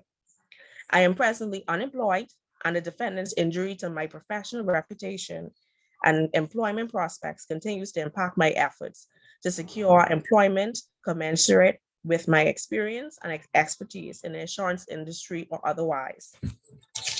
There are some strong words on the plaintiff. So the defendant's evidence brought to by Hilton Boleg. He gave evidence in his capacity as the interim chairman of the defendant. He testified that the plaintiff as manager was responsible for the day-to-day operations of the defendant and his staff. He further testified that an extraordinary meeting was convened by the defendant on January 17th, at which the appointment of the then sitting board of directors was revoked and an interim board was appointed. He stated that upon assuming office, the interim board attended the offices of the defendant on 18th of January to conduct an assessment of his operations, to ascertain the reason for the failure of the defendant to carry out the following directives given to it by the league. 1, the transfer of the administrative building and its effects to the league, and 2, transfer the funds held by the defendant into a captive insurance company in compliance with a directive of the Insurance Commission of the Bahamas. Mr. Boleg testified that during the initial assessment carried out on January 18, the plaintiff was questioned regarding her failure to perform the said directives, and she failed or refused to provide the interim board with any meaningful assistance. According to Mr. Boleg, the plaintiff was offensive and obstructive, and as such, the interim board determined that she should be placed on 2 weeks vacation leave to allow a full operations assessment to take place. Mr. Boleg testified that while the plaintiff was on vacation leave, he and Mr. Corley intercepted calls that had been placed to the plaintiff by a representative of Security General Insurance Company Limited, an insurer with whom the defendant had a brokerage agreement, and discovered that several of the defendant's members who had obtained insurance through the defendant did not have insurance coverage because of the defendant's failure to comply with the formal requirements to obtain such coverage. In addition, it was discovered that the defendant had failed on several occasions to remit enough premiums to Security in General for insurance policies to remain in force, even though the relevant premiums had been paid, the responsibility for which was the plaintiff's. In his evidence, Mr. Boleg stated that the interim board became aware of the correspondence from Security in General, which documented Security in General's frustration with the plaintiff and their attempt to rectify the issues. So a letter dated was issued by Terrence Rollins, the general manager of Security in General, and the general to Security in General, Reese Chipman, the chairman of the defendant's board of directors at the time. It was dated July 6, 2016. So there, Mr. Chipman, we wish to bring to your attention some concerns we have with the operational management of your agency. 1, underwriting issues. There are late reporting, bordereau which are due by the 12th of each month, are constantly being submitted several weeks late There's also concern at the increase in frequency with which bordereaux are being revised after initial submission. This creates additional administrative work and is indicative that the initial reports are inadequately or poorly prepared. Incomplete reporting and/or errors. Submitting documents that we require to process transactions do not accompany the bordereau detailing the business written as required. This in turn forces Security and General's entry process to be deferred until a file is complete. Some policies are also reported with incorrect commission rates, despite the agency agreement clearly denoting what rates are allowed. Lack of support or cooperation. Numerous phone calls and emails we made seeking assistance with the compliance matter, urgent questions, and other pending issues over operational management have gone unanswered. There was also an occasion when a valued client had to visit the Office of Security and General as a last resort after he was unable to receive assistance from BCLIB. Clearly, this does little for client confidence and brand image. There were also accounting issues. Non-payment of long-standing receivables. There are a number of years old policies with outstanding balances. The BCLIB has promised to address some time ago, but has stubbornly failed to clear. These policies present long-standing receivables as it is too late to cancel. Some of these policies date back to 2013, and the total funds owed on them is approximately $20,000. Failure to agree and provide premium finance forms. Policies reported on the bordereau should be paid in full unless premium finance has been agreed, in which case a deposit is required, and the completed tri-party finance agreement should be submitted to us. However, this is not the case, and it isn't until the bordereau payment is submitted that it is realized that financing terms were offered to clients, but the forms not submitted to Security and General for prior approval. Lastly, over refunding cancellation credits. There are some policies canceled per the bordereau where a full credit is being allowed, even though there is an outstanding balance on the policy. It is inappropriate to give BCLIB a full credit when there are unpaid premiums. Any outstanding balance must clearly be cleared, and only then, if there are funds remaining, may BCLIB return them to a client. I am sorry to have to write to you in this manner, but it's apparent that an improvement in housekeeping and administrative discipline is required. Me and my team are at your disposal to go over these issues with you, and so far as is possible, to render some assistance and guidance. Yours sincerely, Terrence Rollins. So based on our letter, it doesn't seem to me that Kim was the sole person responsible for this. It seems like this was years of issues between the companies. But it seems based on this case initially, they were all trying to pin a lot of these inadequacies and the inconsistencies in their operation on Kim. So go now to the analysis and discussion. Was the plaintiff wrongfully dismissed? I think it starts on page 17. 17. Yeah, at the top. Okay. There's a lot of that you don't have to read in the middle there. Okay, no. Okay. So Yes, pursuant to, sorry. I said if you could actually start. As I actually skipped all of that and went to page 28. Yes, 28. Yes. Okay. So was the plaintiff unfairly dismissed? An unfair dismissal claim is primarily based on the procedure. Pursuant to sections 34 and 35 of the Employment Act, every employee shall have a right not to be unfairly dismissed by his employer. Whether dismissal was fair or unfair shall be determined in accordance with the substantial merits of the case. This means that I must fully consider all the circumstances based on the evidence and determine whether in the circumstances prevailing, the dismissal of the plaintiff was unfair. So in delivering the decision of the Court of Appeal in Bahamas Air versus Omar, Crane Scott J. provided helpful guidance on what is required by an employer to ensure that a dismissal is not unfair. At the very minimum, an employer's duty under Section 34 is to act fairly, would require the employer to adhere to the Audi Alteram Partem rule of natural justice. The most cherished principle of procedural fairness which mandates that no man should be condemned, punished without being given a hearing and the opportunity to explain or respond to any charge or adverse decision to be taken against him. So in the present case, I am not satisfied that the plaintiff was confronted with the allegations set forth in her termination letter and provided with an opportunity to make representations to the defendant as to why she should not be dismissed before the decision was taken to dismiss her. As indicated by Crane Scott J. and Omar Ferguson versus Bahamas Air, the rules of natural justice are based on procedural fairness and require that no man should be condemned, punished, or dismissed without being given a hearing and the opportunity to explain or respond to any charge or adverse decision to be taken against him. In addition to his failure to provide a plaintiff with an opportunity to make representations prior to her dismissal, the defendant publicized the fact of the plaintiff's dismissal in the local newspaper, despite her fierce opposition.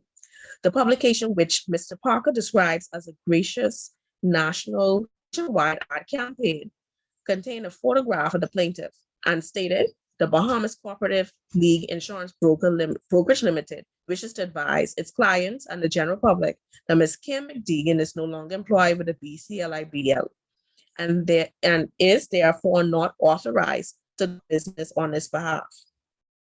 The uncontroverted evidence of the plaintiff, which this court accepts, is that her work did not involve going out on behalf of the defendants to collect monies. And there is no evidence to show that the publication was otherwise justifiable. As such, I find that the circumstances of the plaintiff's case did not warrant such action. In all circumstances, when I view the manner of the plaintiff's dismissal in the light of the substantial merits of the case, and bearing in mind my finding that the publication was unwarranted, I am of the view that the plaintiff's dismissal was unfair. Pursuant to Section 45 of the Employment Act, an award of compensation for unfair dismissal shall consist of a basic award and a compensatory award, which is intended to compensate the employee for financial losses suffered because of the unfair dismissal. Both awards may be subject to various increases or deductions. So the plaintiff, as a managerial employee, earned an annual salary of $47,000. And the unchallenged evidence is that the plaintiff has been employed since the date of her termination. Despite her efforts to find employment, it is the view of this court that the plaintiff is entitled to the basic award and a compensatory award in the circumstances. The compensatory award must be just and equitable in all circumstances, having regard to the loss sustained in consequence of the dismissal, including the loss of benefits which she might reasonably have expected to receive but for the dismissal. I grant the following basic and compensatory awards accordingly. So Kim was awarded basic award 3 weeks pay for each completed year of service. It was $2,700+, and a compensatory award of $15,000, totaling $17,711.54. So the question is asked, did the defendant unlawfully withhold the plaintiff's salary for the period of the 1st to the 10th of February when she was suspended? No evidence was presented by the defendant to controvert the plaintiff's claim that she was in fact not paid for the period of February 1st to February 10th, during which the defendant purported to suspend her with pay. Moreover, in paragraph 13 of his defense, the defendant admits that the plaintiff was not paid for this period. In addition, it is noted by the court that there is no evidence in the plaintiff's contract of employment of the defendant's policy handbook by which the defendant was permitted to suspend the plaintiff without pay, as she was entitled to be paid accordingly. Indeed, Mr. Bolek admitted as such while under cross-examination by Mr. Parker when he stated, "But for completeness' sake, you also failed to pay Ms. McDeegan's salary from the 1st of February to the 10th of February, despite the fact she was supposed to be suspended with pay." I find that the plaintiff is entitled to be paid by the sum of $1,874.67 for the period of Wednesday, February 1st to Friday, February 10th, which is a period of sum claimed in the statement of claim as amended by counsel for the plaintiff on his feet at trial with leave of the court, which period and sum was not challenged by the defendant. Is the plaintiff entitled to damages against the defendant for breach of trust and confidence by the reason of the defendant's publication of notice of the plaintiff's termination in a local newspaper? The plaintiff alleges that the defendant conducted a national publication campaign regarding party separation and thereby damaged the plaintiff's future employment prospects. Mr. Parker submitted that the defendant's publication of the plaintiff's dismissal was harsh, unreasonable, disproportionate, and oppressive behavior, which is unacceptable in today's digital and global economy and falls below the standards required by and stands in breach of the implied term of trust and confidence in the contract between the parties. On this basis, Mr. Parker submitted that the plaintiff ought to receive the full compensatory award for unfair dismissal. Therefore, 24 months paid to cover the period of her unemployment from February 2017 through February 2019. In addition, damages for breach of the implied term of trust and confidence reflecting her continued unemployment from February 2019 to the date of judgment herein. The duty of trust and confidence. It is well established that a contract of employment is subject to an implied term by operation of law, that an employer must not, without reasonable and proper cause, conduct itself in a manner likely to destroy or seriously damage the relationship of mutual trust and confidence, which must exist between the employer and the employee.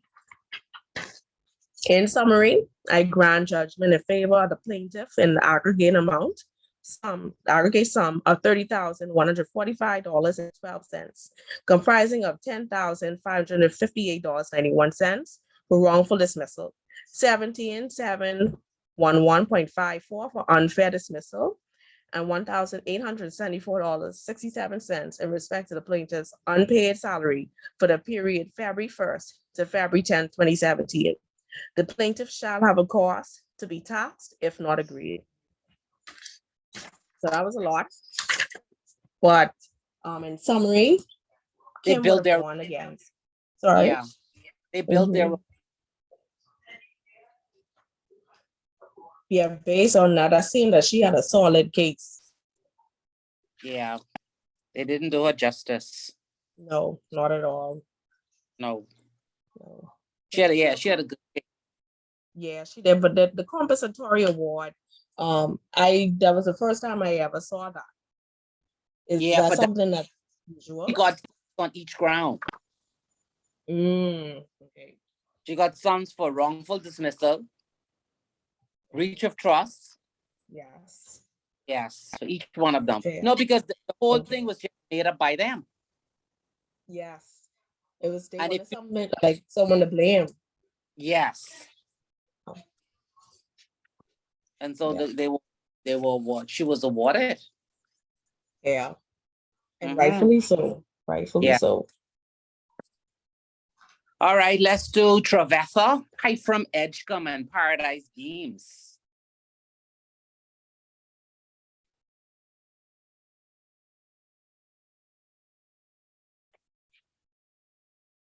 Another one with a bunch of purported.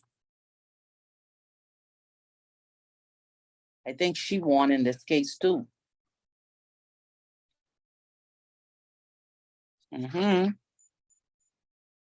Yep, she won in this one too. I'm always going, Miss Archer. You want me to go again? Yeah. Well, Okay, I mean, I'm always talking. I just thought maybe you want to give someone else a chance, but okay. Okay. I can do that. Cicely, you want to do Brady Glass? That's what my little scribbly says. Let me see. Okay. Yeah, Cicely can go. Brady Glass. Sure, I can do this one. Okay. Brady Glass, the Bahama Sky Warrior Bahamas Limited. This trade dispute was referred to the Industrial Tribunal on the 3rd of June, 2019. The applicant, Mr. Brady, put forth a claim for wrongful and unfair dismissal. In answer, the respondent pleaded in its defense that the applicant was summarily dismissed. The applicant appeared in his cause and identified his witness statement and acknowledged its contents to be true and correct. The respondent called two witnesses, Kelly Mackey, who's a security manager, and Sherelle Rogers, the director of human resources. The facts were not in dispute. The applicant was employed by the respondent from the 16th of March 2015 to the 30th of January 2019. And at the time of his dismissal, he was a security supervisor earning $46,350. In the applicant's contract, it stipulated that a violation of any company policy or breach of your duty of confidentiality may lead to disciplinary actions up to and including termination. In addition to the contract, there was a handbook which contained a guest confidentiality and privacy policy that strictly forbade the taking of photos and videos regarding guests or any recordings of guests, and the rules of conduct. There were two levels, level 1 and level 2 infractions. And the guidelines set out appropriate levels of discipline for each infraction. So essentially what happened was there was a altercation between two guests at Bond nightclub at the Grand Hyatt Hotel. Both guests were heavily intoxicated and lying on the floor, one essentially unconscious. After the guest was revived, he was escorted to his room by 8 security officers, including the applicant. He arranged for the surveillance department to monitor their movements, he being the security manager. The guest struggled uncontrollably with the escort, and as they entered the room, the security supervisor used his company-issued cell phone and recorded the incident. While the guest was being placed on the bed, he became combative and attempted to attack the security manager, who then decided that he should be taken to a holding room instead of involving the police. The guest continued to be combative while being escorted to the holding room. Once in the holding room, the applicant was asked by the other security supervisor to resume the video recording as his phone battery had died. The applicant resumed recording on his company-issued phone. During this time, the guest was observed on surveillance cameras to be lying on the floor of the holding room, unconscious, his clothes disabled, and he was partially naked. The guest was returned to his room around 4 a.m. and the video recording resumed as the officers re-entered the room. On the 24th, a couple days later, the applicant was asked to give a statement of the incident to the investigations office, following which he was placed on 5 days suspension. Upon his return from suspension on the 30th, a few days later, the applicant attended a meeting with the Director of Human Resources and the Director of Security. He was summarily dismissed for violation of the company's guest privacy and confidentiality policy and compensated all previously earned pay. So, the issues with the case: whether the applicant's breach of the respondent's guest confidentiality and privacy policy falls within the scope of misconduct contemplated under Section 32 of the Employment Act, such as to constitute a fundamental breach of his contract of employment. Whether in the event, number 2, whether in the event the respondent held an honest and reasonable belief that the applicant had committed the misconduct in question at the time of the dismissal. Third, whether the respondent had conducted a reasonable investigation of the misconduct. Fourth, whether in the event the respondent's dismissal of the applicant was wrongful. And 5, whether in the event the respondent's dismissal of the applicant was unfair. So evidence put forth by the applicant, Mr. Glass. In his witness statement, he admitted that he video recorded the guest in violation of the company's guest confidentiality and privacy policy. However, he claimed that he did so because it was to safeguard himself and he felt justified in doing it against any false accusations that may arise as the guest was already making allegations during the escort. And he knew that there were some blind spots in the surveillance that would not be able to be picked up on the security camera. The recordings were therefore to be used as evidence if any accusations were lodged against him by the guests, and they were never intended to be posted or shared, as he felt that he was doing the right thing at the time.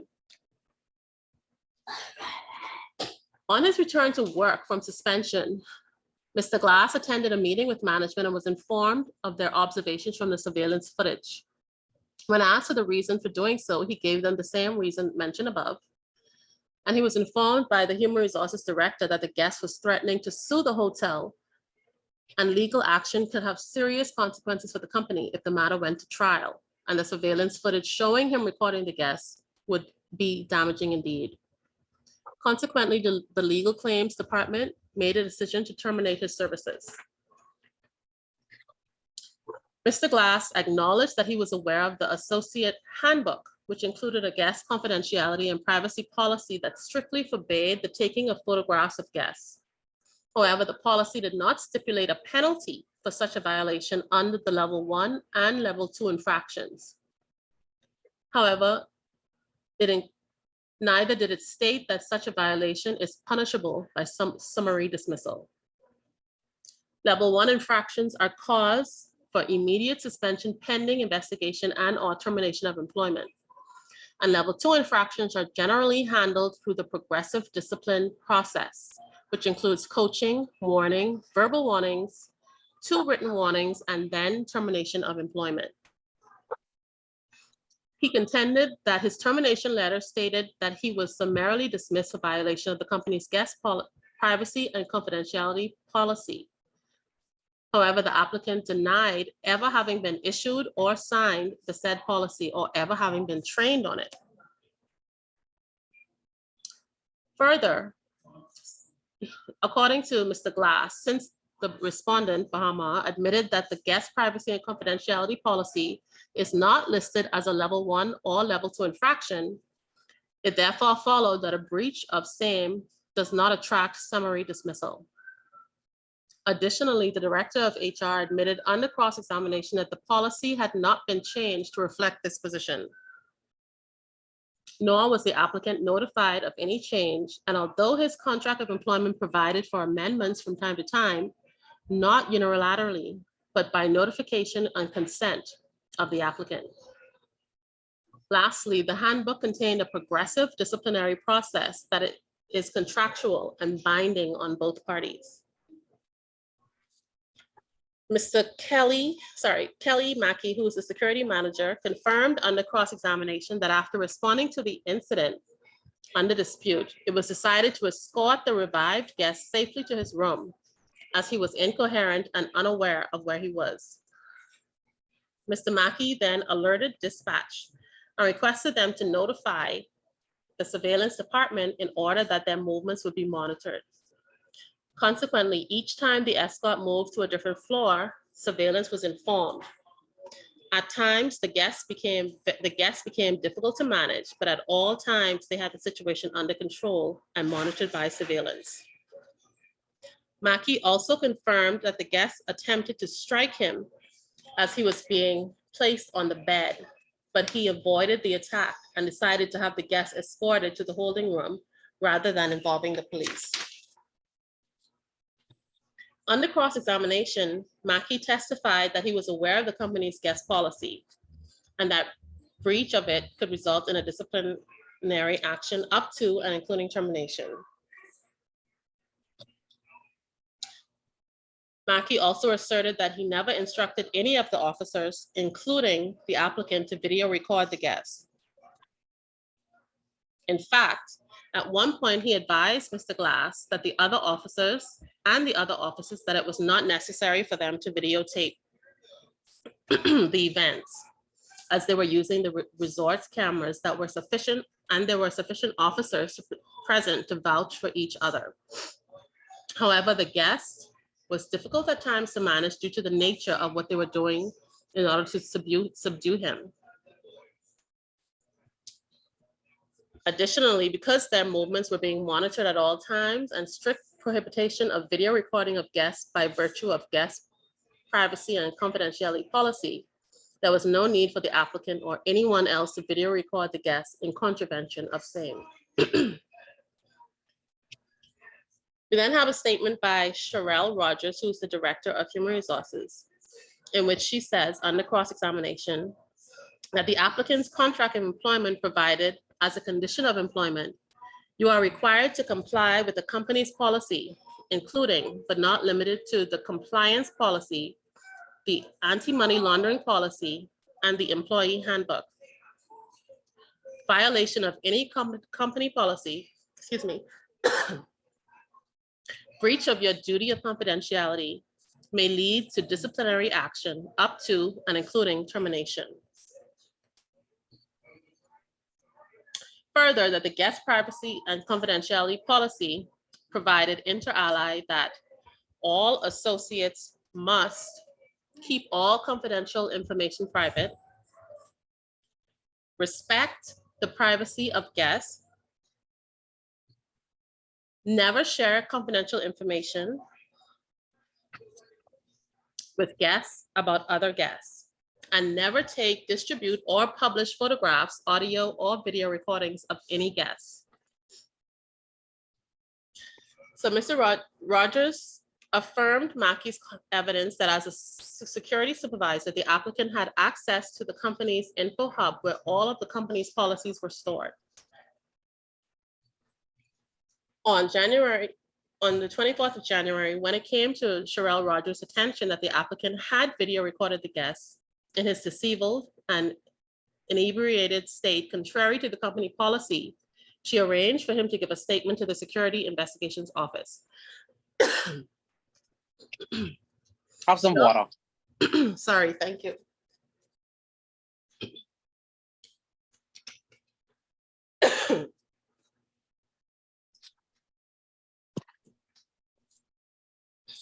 Sorry, she also requested details from surveillance and security investigations. Based on the results of the investigation, the respondent concluded that the applicant had violated Bahamas policies. Additionally, it was the right of the respondent to determine that the particular breach committed by the applicant should be treated as a level 1 infraction, which warranted his suspension and dismissal. Moreover, there was no need for the applicant to breach the company's policy by recording, as surveillance was adequately covering their movements. Under cross-examination, Sherelle Rogers, however, admitted that she understood that the applicant was fearful for his safety, and was involved in a situation of chaos, which inferred some danger to him.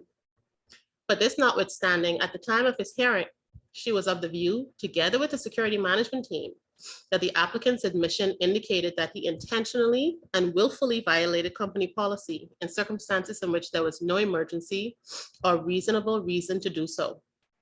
And he was not remorseful for his actions. As a security supervisor, the applicant did not was not only entrusted to enforce the company's policies, but to abide by them as well. Admittedly, the guest was intoxicated and at times partially undressed, but at all times he was entitled to his privacy and ought not to have been video recorded by the applicant or any other staff. In spite of being intoxicated, the guest was coherent enough to know that he was being filmed against his will and asked the applicant to stop recording. Therefore, the applicant's actions negatively impacted the respondent's business, which is also a level 1 infraction of the company's policy.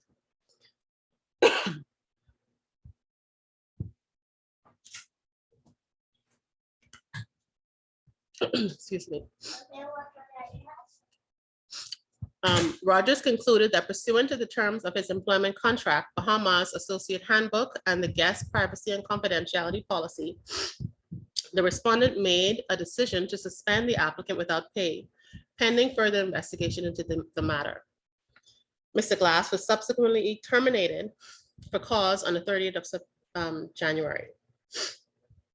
At the time of his termination, the applicant was paid any accrued but unused vacation and salaries earned through the date of his termination. Having regard to Section 31 of the Employment Act, the applicant being terminated for cause, he was not entitled and hence not paid notice or severance pay. Wrongful dismissal. It was established that in a claim for wrongful dismissal, the burden of proof shifts on the employer to demonstrate that the employee was dismissed in accordance with the law. There's some case. The Court of Appeal interprets statute law with respect to wrongful dismissal as codified in sections 31 to 33 of the Employment Act as follows. If wrongful dismissal, the paramount principle is whether the employee's breach went to the root of the contract or constituted a fundamental breach of his contract. As such, the tribunal was required to consider whether the nature of the breach alleged constituted a fundamental breach. It was then necessary to consider whether there was sufficient evidence so as to lead the appellant to have an honest and reasonable belief that the respondent had committed the misconduct in question. It follows then that the tribunal could only set aside the decision of the appellant to summarily dismiss the respondent if the tribunal specifically found that the applicant did not have an honest and reasonable belief that the respondent was guilty of gross misconduct. The first question of the tribunal is whether the applicant's misconduct, namely breach of the respondent's guest confidentiality and privacy policy, falls within the scope of misconduct under Section 32 of the Employment Act. The tribunal takes particular note of the stipulation of the contract of employment that violation of any company policy, breach of duty of confidentiality may lead to termination. Also, the stipulation in the guest confidentiality and privacy policy that taking photographs is strictly forbidden. Additionally, that the level 1 infraction described as cause for immediate suspension pending investigation and or termination of employment includes acting in a manner that reflects a poor image, embarrasses or negatively impacts the image or reputation of the company or our guests. I'm sorry, Ms. Archer, talking causing me to cough a little more. That's all right. So bear with me. That's fine. Go ahead. Almost done because this one is not that long. Yeah.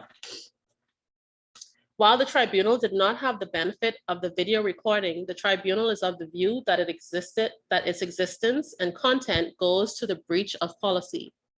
The tribunal therefore accepts the respondent's submissions that the applicant's misconduct undermined his core duties.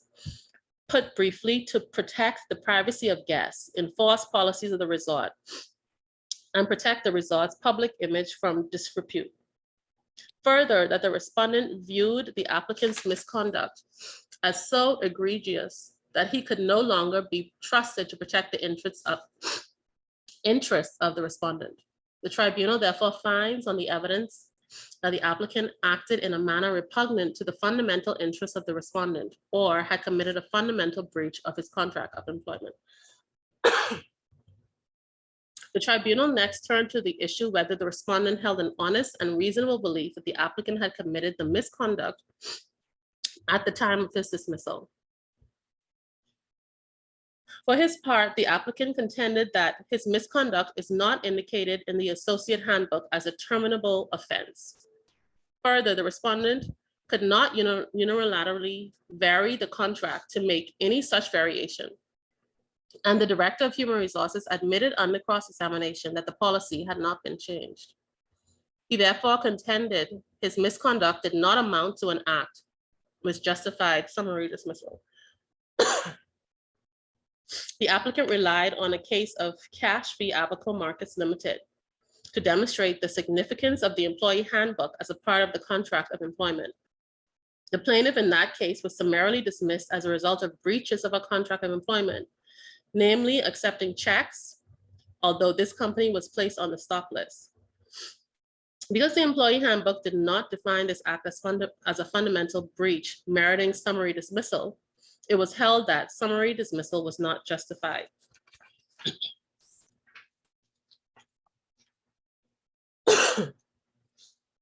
The respondent vehemently refuted the applicant's claim and asserted that importance was placed on compliance with the confidentiality policy by the placement of an exclamation mark after the heading, "Guest privacy is our priority." Further, the applicant was fully aware of the contract of employment stipulation on violation of any company policy and its consequences. Moreover, evidence of the applicant's misconduct were corroborated by surveillance footage. It was also supported by the evidence of the witnesses herein, and the applicant himself readily admitted the act. The tribunal also considered the case of Dorset v. Pictet Bank and Trust, where the Honorable Dame Anita Allen stated, "But it is conduct which was such as to undermine the trust and confidence essential to the contractual relationship between the appellant and the respondent. To determine this, I suggest that the conduct must be considered in light of the circumstances, such as the nature of the business of the respondent and the position held by the appellant. As this is a matter of discretion for the employer, the question for us is not whether we would have dismissed her in the circumstances, but whether dismissal was within the range of options open to a reasonable employer in the circumstances. In the premises, I agree with the learned Chief Justice that it was, and I would not interfere with that decision." Couple more cases referenced there. The respondent submitted in this regard that notwithstanding the applicant's admission of the misconduct, the respondent arranged an interview with the Security Investigations Department, to whom he gave a written statement. The Director of Human Resources stated on the cross-examination that the other security supervisor who initiated the reporting and the security manager were also interviewed. Further, the applicant acknowledged on the cross-examination that he was given an opportunity at the hearing with HR, the Director of Security and the Legal and Claims Department to respond to the information gathered against him. Additionally, in the face of a clear admission of misconduct by the applicant, in applying Section 33 of the Employment Act, an investigation may not have been necessary. The tribunal accepts the evidence of the respondent in this regard and finds on the facts that the respondent duly conducted a reasonable investigation.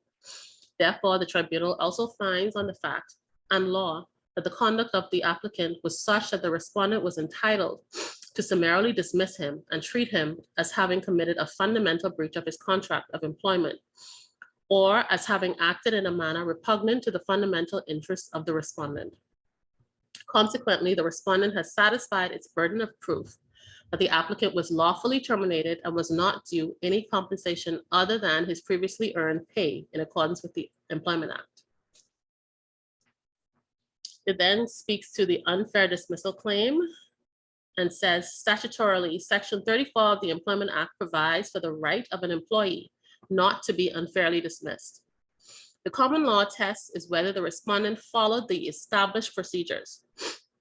This principle was echoed by the Court of Appeal in Eden Butler, where the lordship stated, with regard to the alternate claim of damages for unfair dismissal, the focus is primarily on the procedure. The applicant claimed unfair dismissal on the basis that he was denied use of the contractual disciplinary procedures outlined in the Associate Handbook, as well as the statutory disciplinary procedures contained in the Code of Industrial Relations under the Industrial Relations Act. He submitted that the handbook contained a progressive discipline process, which provides for coaching, verbal written warning, final warning, supervision pending termination, and an appeal process.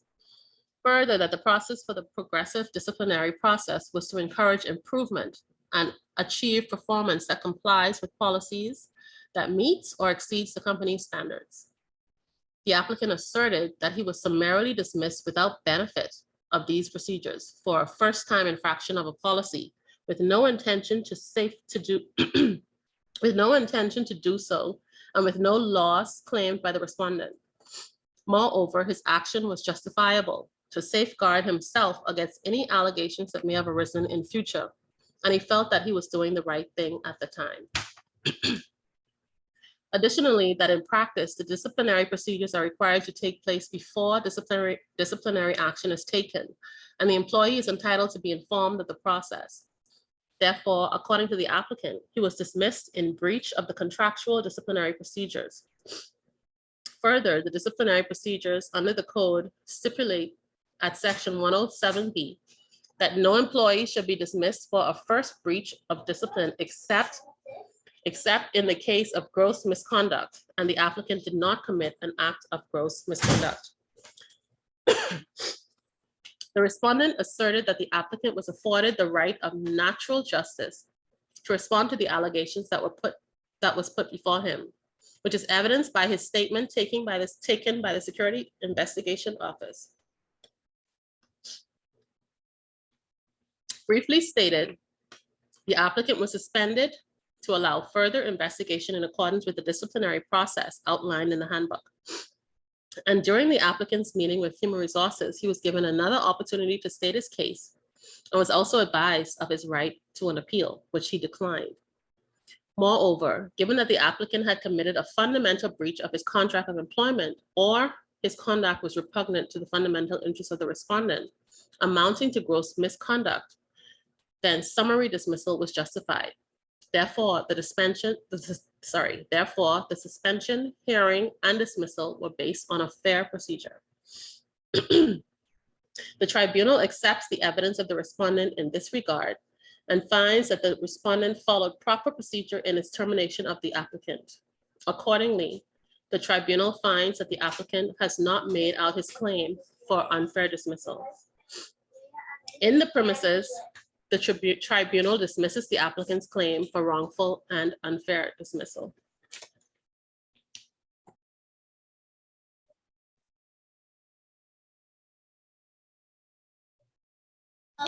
Hello. Sorry about that. I needed to get a little cough in. So essentially, that's the case. That's the nuts and bolts of the case. Mr. Glass. But didn't it say at the beginning in paragraph 5, the guests continued to be combative while being escorted to the holding room.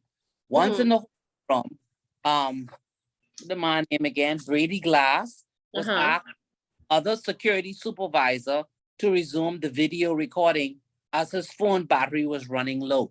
Yeah. So who was that security supervisor? That's the part I couldn't pick up from there. How come, like, they just glossed right over that point? Right. He didn't on his own. Initially, when I first read it, I thought it was Kelly.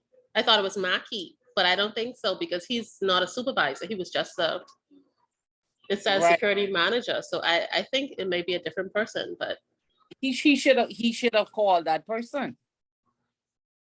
Yeah, it just doesn't seem like he put forth a good case at all. No, he seemed to be too laid back, or he didn't understand, or he just resigning himself that, okay, I'm going to be fired. I should not have breached the policy. Right. But supervisor told him to resume it. So I don't understand why he didn't bring that up in his statement of claim. Agreed. Yeah, I'm not sure about that either. That was his little pin that he could have hinged on. Even if he had lost, at least he would have covered all grounds. Right. He didn't make the decision in isolation. No. I don't understand why he didn't do that. Yeah, but I also found it, I mean, they have it clearly documented that you can't videotape guests. But I mean, I did find it interesting. I mean, how do you protect yourself in a situation like that? Because I mean, I know they had a number of people there, but some of these guests could be quite difficult. Mm-hmm. But didn't they say that that cameras are there, but probably not cameras in his room? Right, and then he mentioned these blind spot cameras, cameras that had blind spots, and he wanted to make sure they were covered. I don't know. I think we're in the age of recording. No, they have a policy. The customers are always right. Yeah. Nothing you can do. I mean, even if he had gotten beaten up, there's nothing he could do. That's to say, Yeah. like, who started it? He couldn't say whether it was the client, and so I hit back or I didn't. He just have to stand there and take it. Yeah, exactly. No, they outlined their policy very clearly to safeguard against this exact thing, I imagine. Yeah, so I knew he lost that case from the get-go. Yeah, and to me, he didn't put up a good case. No, not at all. He didn't. And I was That was- surprised that he didn't call like any like witnesses for himself. If they had they say he had 8 security officers who escorted him and who was with him. Well- Yeah, I just don't think he did a good job. I found an interesting case that you all can read. I don't know if you remember, this was in the paper, the case of Miss Woodside and Lickety Split. You know, you Oh, I heard didn't hear about. about that one. No, I'm not familiar. I'm not familiar with that one. I'll send this one to you all. This is just a little snip. Let me just tell you. On or about April 1998, what's this woman's name again? Miss Woodside commenced employment with Lickety Split. She rose from a regular pantry worker to supervisor and then to manager. In early February 2014, Ms. Woodside was summoned to the office of the managing director, the MD. The MD told her that he was receiving numerous anonymous harassing telephone calls from someone who would not identify himself. The managing director suspected that the caller was her husband. On the same day, Ms. Woodside left and disclosed to her husband what was said in the meeting. Her husband wanted to meet with the managing director. In the meeting, he was loud and boisterous, and they were both ordered to leave the managing director's office. So on the 28th of February 2014, Ms. Woodside was summarily dismissed for dishonesty. Her letter dated the 7th of April 2014, the Lickety Split consul wrote to Ms. Woodside's consul stating that Ms. Woodside was dismissed on the grounds of gross insubordination, insolence, and gross misconduct in accordance with Section 31D and 1 of the Employment Act, and not for dishonesty. At the trial, the managing director testified that Ms. Woodside was summarily dismissed for breach of trust and confidence. Y'all don't remember seeing that in the paper? No, I don't remember that. No. Okay, so the judge held that Ms. Woodside was unfairly dismissed against her right not to be unfairly dismissed pursuant to Section 34. Although unfair dismissal is not defined in the Employment Act, Section 35 gives a clear indication of what is the threshold test. It provides for the determination of the question whether the dismissal of an employee is fair or unfair. An employer may summarily dismiss an employee without pay or notice when the employee has committed a fundamental breach of his contract of employment or has acted in a manner repugnant to the fundamental interests of the employer. Thus, an employer who wishes to summarily terminate an employee's employment must assess whether or not the reason for doing so is sufficiently serious and substantial to justify relying on it to terminate. That's Section 31. In order to fulfill the requirements of Section 33, an employer must show in any proceedings brought by an employee against him that he honestly and reasonably believed that the employee was guilty of misconduct equivalent to a fundamental breach of his contract. The real reason for summarily dismissing Ms. Woodside from her employment was because she brought her husband to the managing director's office, and her husband behaved in an unruly manner. Ms. Woodside cannot be held responsible for the acts of another person. There is not an iota of evidence to support any of the alleged grounds for the summary termination of Ms. Woodside's employment, be it dishonesty or gross insubordination, insolence and gross misconduct, or breach of trust or confidence. An employer cannot terminate the employment of an employee on one ground and seek to change the ground as the trial progresses. I'll send you all that one.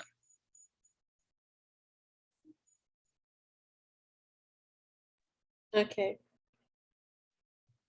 Now I found one on, what's it called? Abandonment. But the problem is I can't find the very first case when it was tried in the Supreme Court. I don't see anything on the Supreme Court site. So that makes it difficult to figure out, because it had a policy whereby if you're not on the job after 2 days, you're terminated. And I was trying to get the very first case. This was Mr. John Pintard and Buckeye Bahamas Hub. In it, it said that, where is it? 2 days. That the defendant, as Buckeye Hub, may terminate the agreement if an employee fails to call in and or report to work for 2 consecutive days or shifts, will be deemed to have abandoned their position and this voluntarily terminated their employment.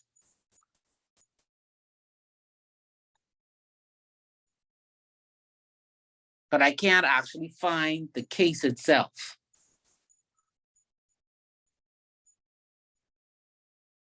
It's only the, go ahead. This must be one of the most uncommon areas, right?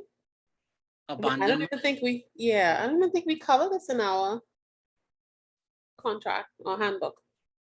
Yes, Now I'm gonna go check. it's in this one, is in this one by Buckeye. It's actually in here. Okay. Yeah. Cicely, The- to Miss Archer's point earlier, thinking about construct, probably not at a lot of, corporations that have office environments. It's probably not as common as, I think, Ms. Archer, you mentioned earlier, like construction workers not showing up and, more shift, perhaps. Yeah. Right. So this one is, this one has to do with ships. He's a boat captain. Mm-hmm. Okay. Yeah. And he kept amending and making changes to his submission to the court. So I was trying to find, because I really wanted to see what he actually did. But it's only speaking to him amending his documents. I'll keep looking and see if I can find anything, but this will be exactly what we're talking about. If you don't report after 2 days, then the company consider you to have abandoned your job. Yeah. So And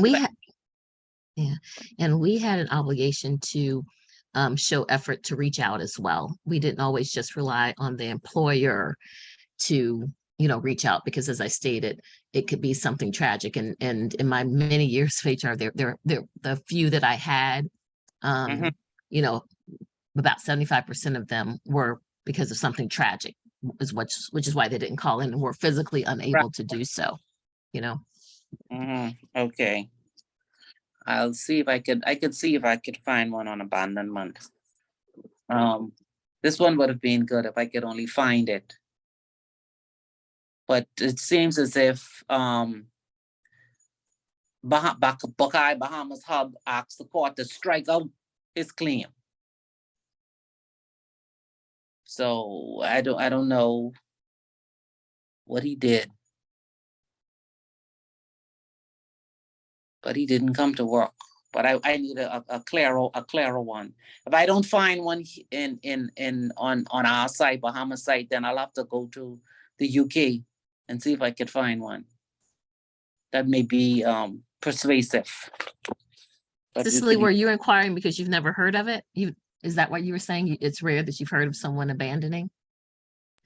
Yeah, I've not heard of it. And I was just thinking about in terms of the time, like for us, per se, if someone doesn't come in like within hours, we're following up and we're like going to the house, probably extreme, but you mobilize relatively quickly. Yeah, I could remember many years ago where there was this young guy, he worked with us in our department, and he didn't come in the first day. He didn't come in the second day. And of course, on the third day, you have to bring a sick slip. So we were calling and calling and calling him, and he wasn't answering. But we knew he was disgruntled. He was complaining like for the last month or 2 months about the job. So we just thinking, oh, he probably just decided not to come in. So it's not until the 4th day, they said, you know what? Even if he had decided he wasn't coming in, he should have at least called. And then they went to his apartment, Right. and he was dead. Wow. He was actually dead. And that's really sad too, because, you know, again, in other situations I've had when a person is physically unable, there's, you know, at times a spouse or a relative will call to say, you know, on their behalf, what's happened. And to your point, Miss Archer, I mean, this poor gentleman didn't have anyone checking on him because they didn't even call you guys to say, Nope. you know, did anyone even miss him? You know, that's pretty sad. Yeah. And he had family members. Yeah, they just didn't check. Yeah. They didn't check. Yeah, it is sad. All right, I think I've worked you all hard for the night. Very hard. But I think if you all will agree, by reading the cases, it really help you to see how the courts interpret the legislation. That's the key. Reading it is one thing, but to see how the court interprets the law is what's important, especially when you're looking at it from a practical standpoint. So I hope I didn't burden you all too much and make you think, oh my God, more cases again. But it was just so you can actually see how the law interprets the legislation. So for those who are not so lucky, you know, you have me one more time, right? Which is the last thing, talking about modern issues, which is a discussion. And then we'll talk about what's on the final exam. So, Ms. I Archer, don't know if anyone. What do we have something in our course syllabus that speaks to what is the grading scale? I'm just curious. I don't know if everyone else did, but It's on the second page, I think it is. It's on the Yeah. third page. It's on the second page. Third page. yeah, and Ms. Miss, Archer, Miss, I are we don't, Did gonna you I talk don't touch see the about on the scale. capstone? I don't see the scale. I see the assessments. Is that what you're looking? yeah, the passing grade is 70. Okay. Okay. Gotcha. Okay. Thanks. Okay. Did you talk about the capstone, Ms. Archer? Earlier? Because I missed No. it? No, Okay. you did not miss it. Hold on, let me get Okay. it. 'Cause it's in front of me. Let me get it. You mean you're just starting to work on the capstone? Let's see. Pull my capstone out. Oh, me? Hmm? Yes, ma'am. Yes, ma'am. Yeah. I'm only Okay. hold on, let me pull I have it printed, so let me look for it. While you're getting that, has anyone else got their grades in the middle of our class today? I got an email. I saw an email. Yes, ma'am. Okay. I received mine. Okay. I just have a few more to do. Those who did it on the other day. I got those. All right, I have it in front of me. Choose one question. Easy peasy. Length of the paper shouldn't be no more than 5 pages. I put that there because every time I don't put a page limitation, every student calls me, how many pages? How many pages? I said, okay, let me put it to 5. Makes it easier for you. And then I said, include any legislation or references. Okay, so let me hear your question.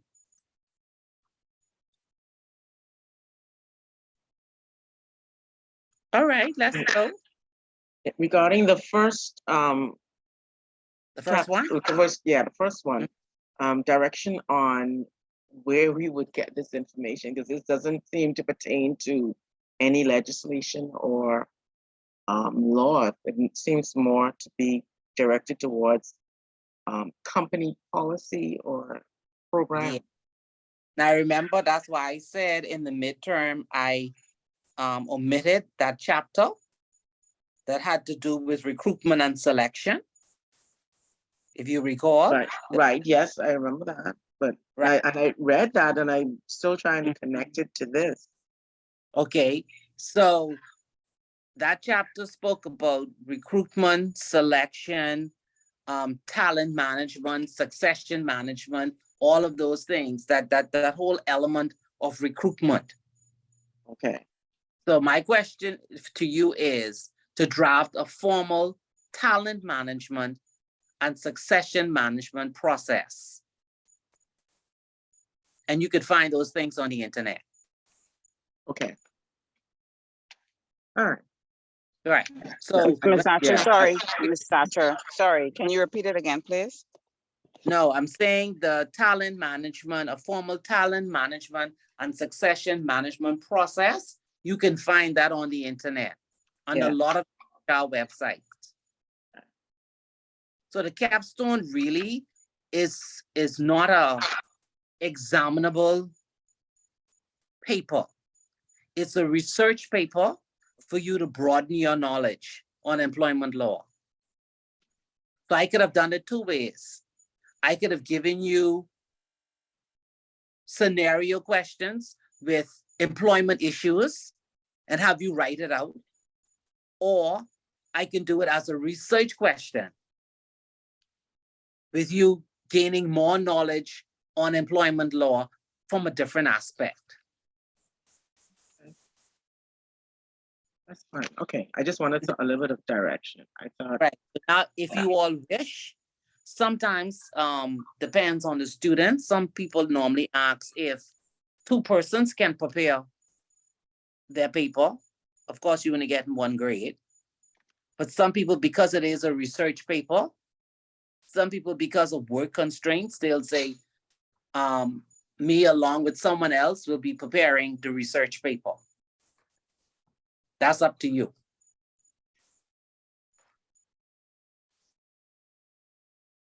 Or you could do it by yourself.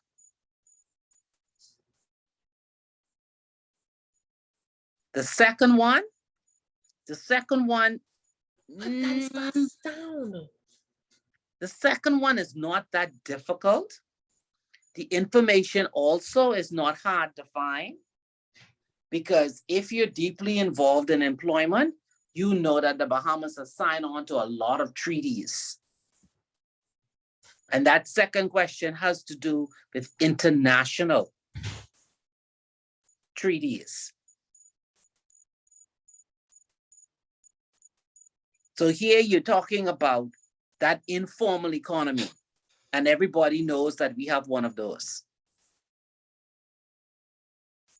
And they're not contributing to all of these taxes that the normal Bahamians pay. So this is a question that has been raised internationally, not just at the Bahamas, but other jurisdictions that have an informal economy for workers. How do you get them in?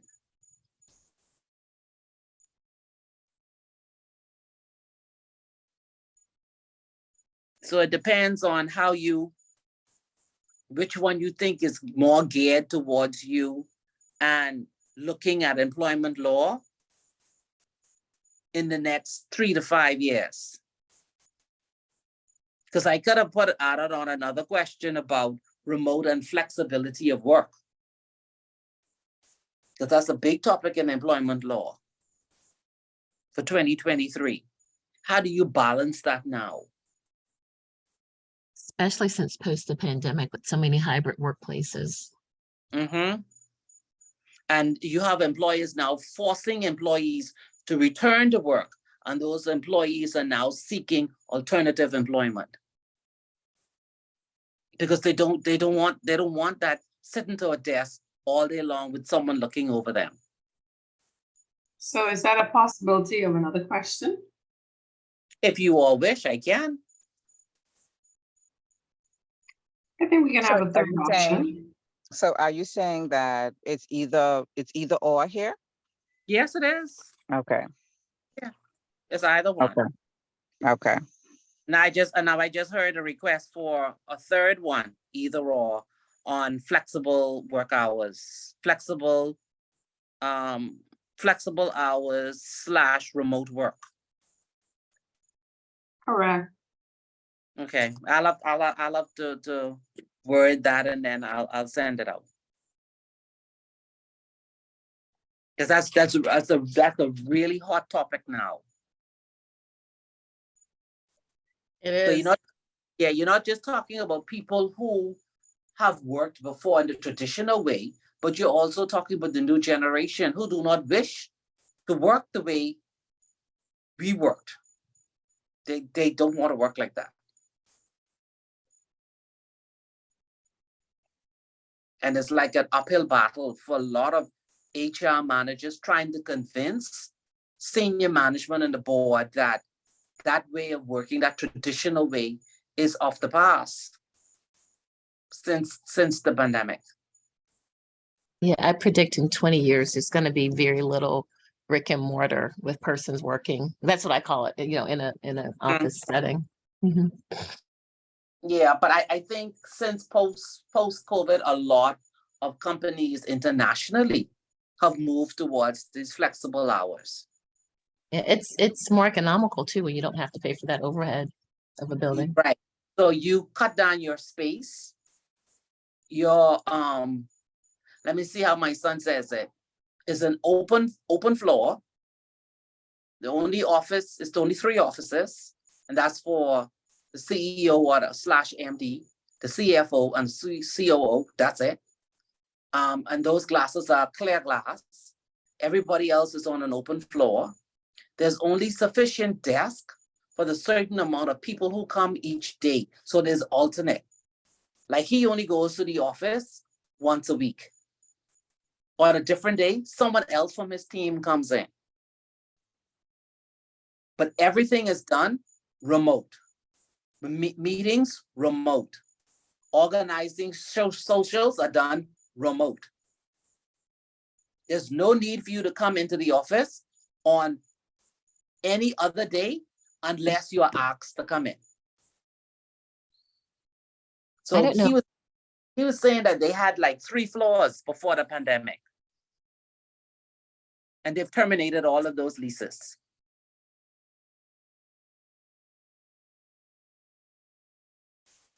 What you were going to say? I was going to say our organization actually lost 0 productivity during COVID. I know that wasn't the same for a lot of other industries, but we were very successful in working remotely and simply made the decision to return. Our office space did afford all of our associates to be, 6 feet socially distant. So we had enough space to do that, to be COVID compliant. But it amazed us that, again, we did not lose productivity. So to your point, Ms. Archer, companies realize it can be successfully done and it saves them in the long run. Yeah, but then you do have some employers with the mindset that if I don't see you, you're not working. That's pretty antiquated, but yeah. Mhm. Yes. And then that brought in now for a lot of HR professionals, they have to look at performance appraisals because they're not done the way they used to be done, especially when you have persons on remote work. And so you have to delegate the work and assign the work and put the timeline and the company expectation inside that performance appraisal. So there's a change there also. Oh yeah, ours changed a few years ago. Yeah, Yeah. It's far more streamlined. Right. Everything has to be streamlined, and you don't. And even when it comes to benefits, when you have a person doing flexible work, the benefits are different. Like my son, he has what he calls it, some Flex, say flex benefits. no. Is it flex? No, he has this benefit in terms of an allowance for him to get a special chair, a special desk. Oh, for accommodations, you mean, like accommodation Yeah. benefit? Is it for it to be ergonomically? Was it something that's ergonomic for him? Yeah, and he has a special keyboard. Mhm.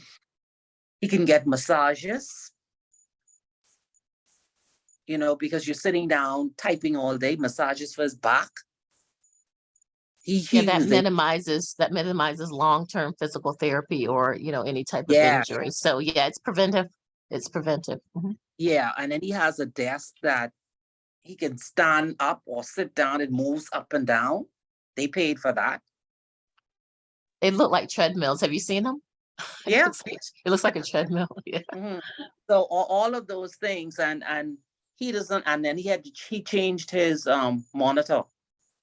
I think it's bigger, and it's curved for his eyesight. But they pay for those things.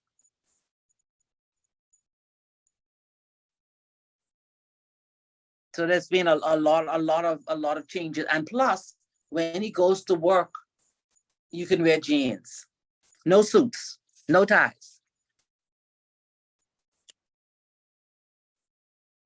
So even the way in which you dress, unless you go in to see a particular client or something like that, there's no need to dress up.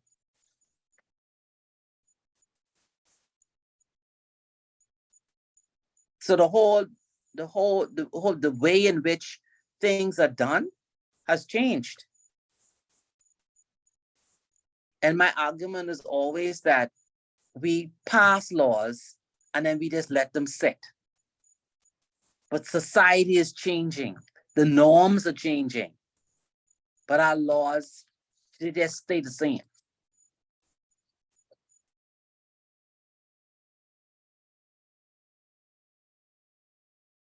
So, all right, I'll give you one on flexible and remote work. I'll think of something and then I will send that out. All right? Right, Miss Archer. So we'll see you in a couple of weeks. Thank So Ms. you. Archer, regarding the tests, you said for those who didn't do it on the same day? Mhm. Because I did it on the day, I didn't get an email. No, yours is in an envelope I have here. Oh, okay, So you'll get your grade. okay. Yeah, not a problem.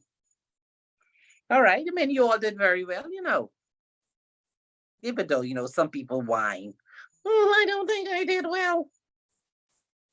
You didn't do bad. And then don't forget now, on those midterm grades, I have points for presentation to be added to those. But I normally don't add on the points until after the final exam.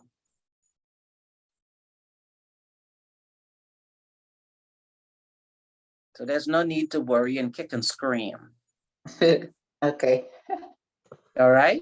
Because I have my sheets and I know who presented. So you don't have to worry about that. I have that. It doesn't look like anybody will fail. If you fail, then that means you failed the final exam. But you surely didn't fail the midterm. Because like I said, the add-on the points for your presentations.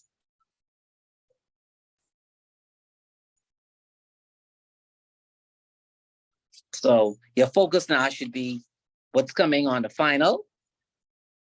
And you know it's going to be a wrongful dismissal, summary dismissal, and whatever else. And then of course, the capstone. So, you know, don't try to give me a capstone you wrote the night before because it won't work.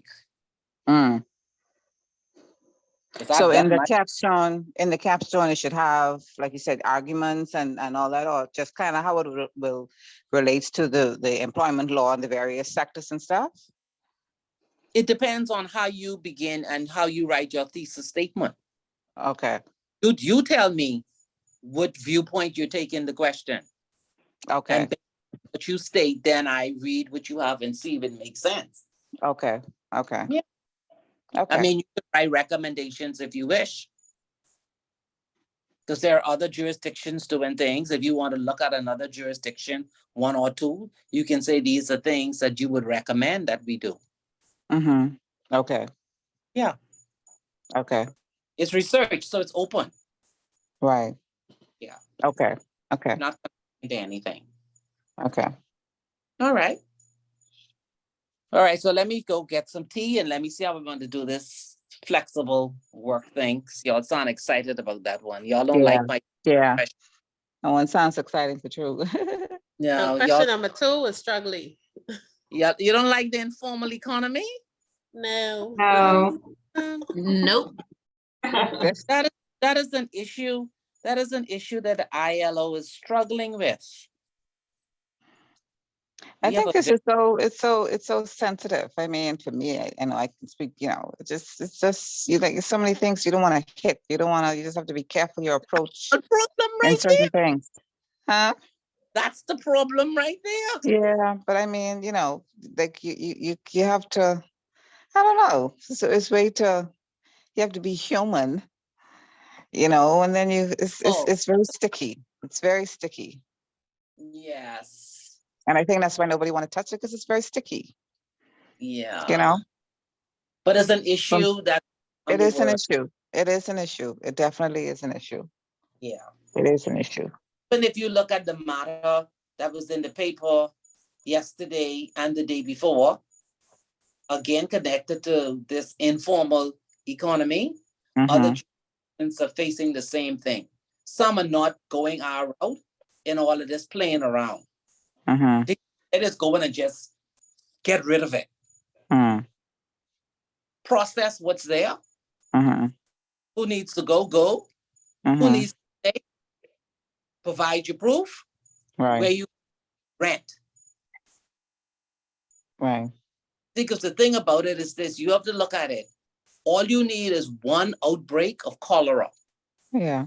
Yeah. Indeed. Then it's too late. And not just, I mean, other diseases as well. I'm just Other giving this. diseases. Yeah. Yeah. That's how some countries, they just put their foot down. No, we're not going to take that. Others will play the game, but I think ours has been going on just a little bit too long. Yeah. I've been hearing about it from the time I was born. I was just going to say, definitely from my meeting going on. Yes. I'm in my 40s, so. Yeah. And I went there to actually see it firsthand on Rhode Island, and oh my God. Yeah. No. Yeah. No. Yeah. Agreed. Yeah. Agreed. But someone has to bite the bullet and address it. Yeah. Well, governments come and governments go. Yeah, because I saw someone sent something viral around. I got it on my phone, and how Turks and Caicos is dealing with it. Okay. I was there. I visited Turks and Caicos, and I saw it. Oh my God. Yeah, I saw it too. I was there in January. I saw it too. That saw is it. Yeah. Yeah. Yeah. No. Yeah, I thought we had a problem. Yeah, that is. Yeah. I mean, drive and then you see that. Yeah. Where they have it. Oh no. Yeah. Yeah. Agreed. Agreed. Yeah. Agreed. I saw it myself too. Yeah. You just have to address. Yeah. Agreed. Agreed. So that's what my question is about. Okay. The informal economy. How do you bring them in? And notice what the central bank reported on the amount of money being sent. Of the country. Yeah, a lot of money. Yeah. And they put it to the workers to come in to assist all of the homeowners. And then the next day you see where the ambassador for that jurisdiction coming to sign a memorandum of understanding so that their persons can have more rights when they come here to work. Oh, wow. Oh, yeah. Oh, wow. Okay. Wow. Wow. Because don't forget, they work and they send their money home. Right. So what are we getting out of it? Right. Right. And if they go and do something for their employer's friend on the side, that goes in their pocket. It's not spent here. Mm, All of those are informal economies. mm, All of these people walking around and pulling lawnmower and weed whacker around here, they don't have a bank Mhm. account. mm-hmm, mm-hmm, They're not contributing to NIB, none of that. mm-hmm, mm-hmm. Mm-hmm. They're not paying any VAT because when they buy from their own people from the back of the car.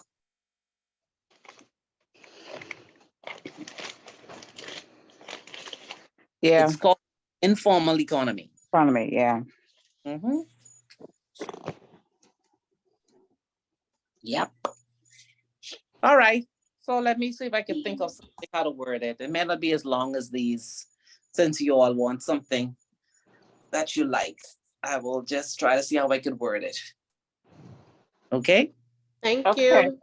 All right. Thank you. All right, Okay. good night. Thank you so much. See you all night. Thank for you. the Good night. exam. Good night. Good night. Okay. Good night, Bye. everybody. All right. Okay. Night.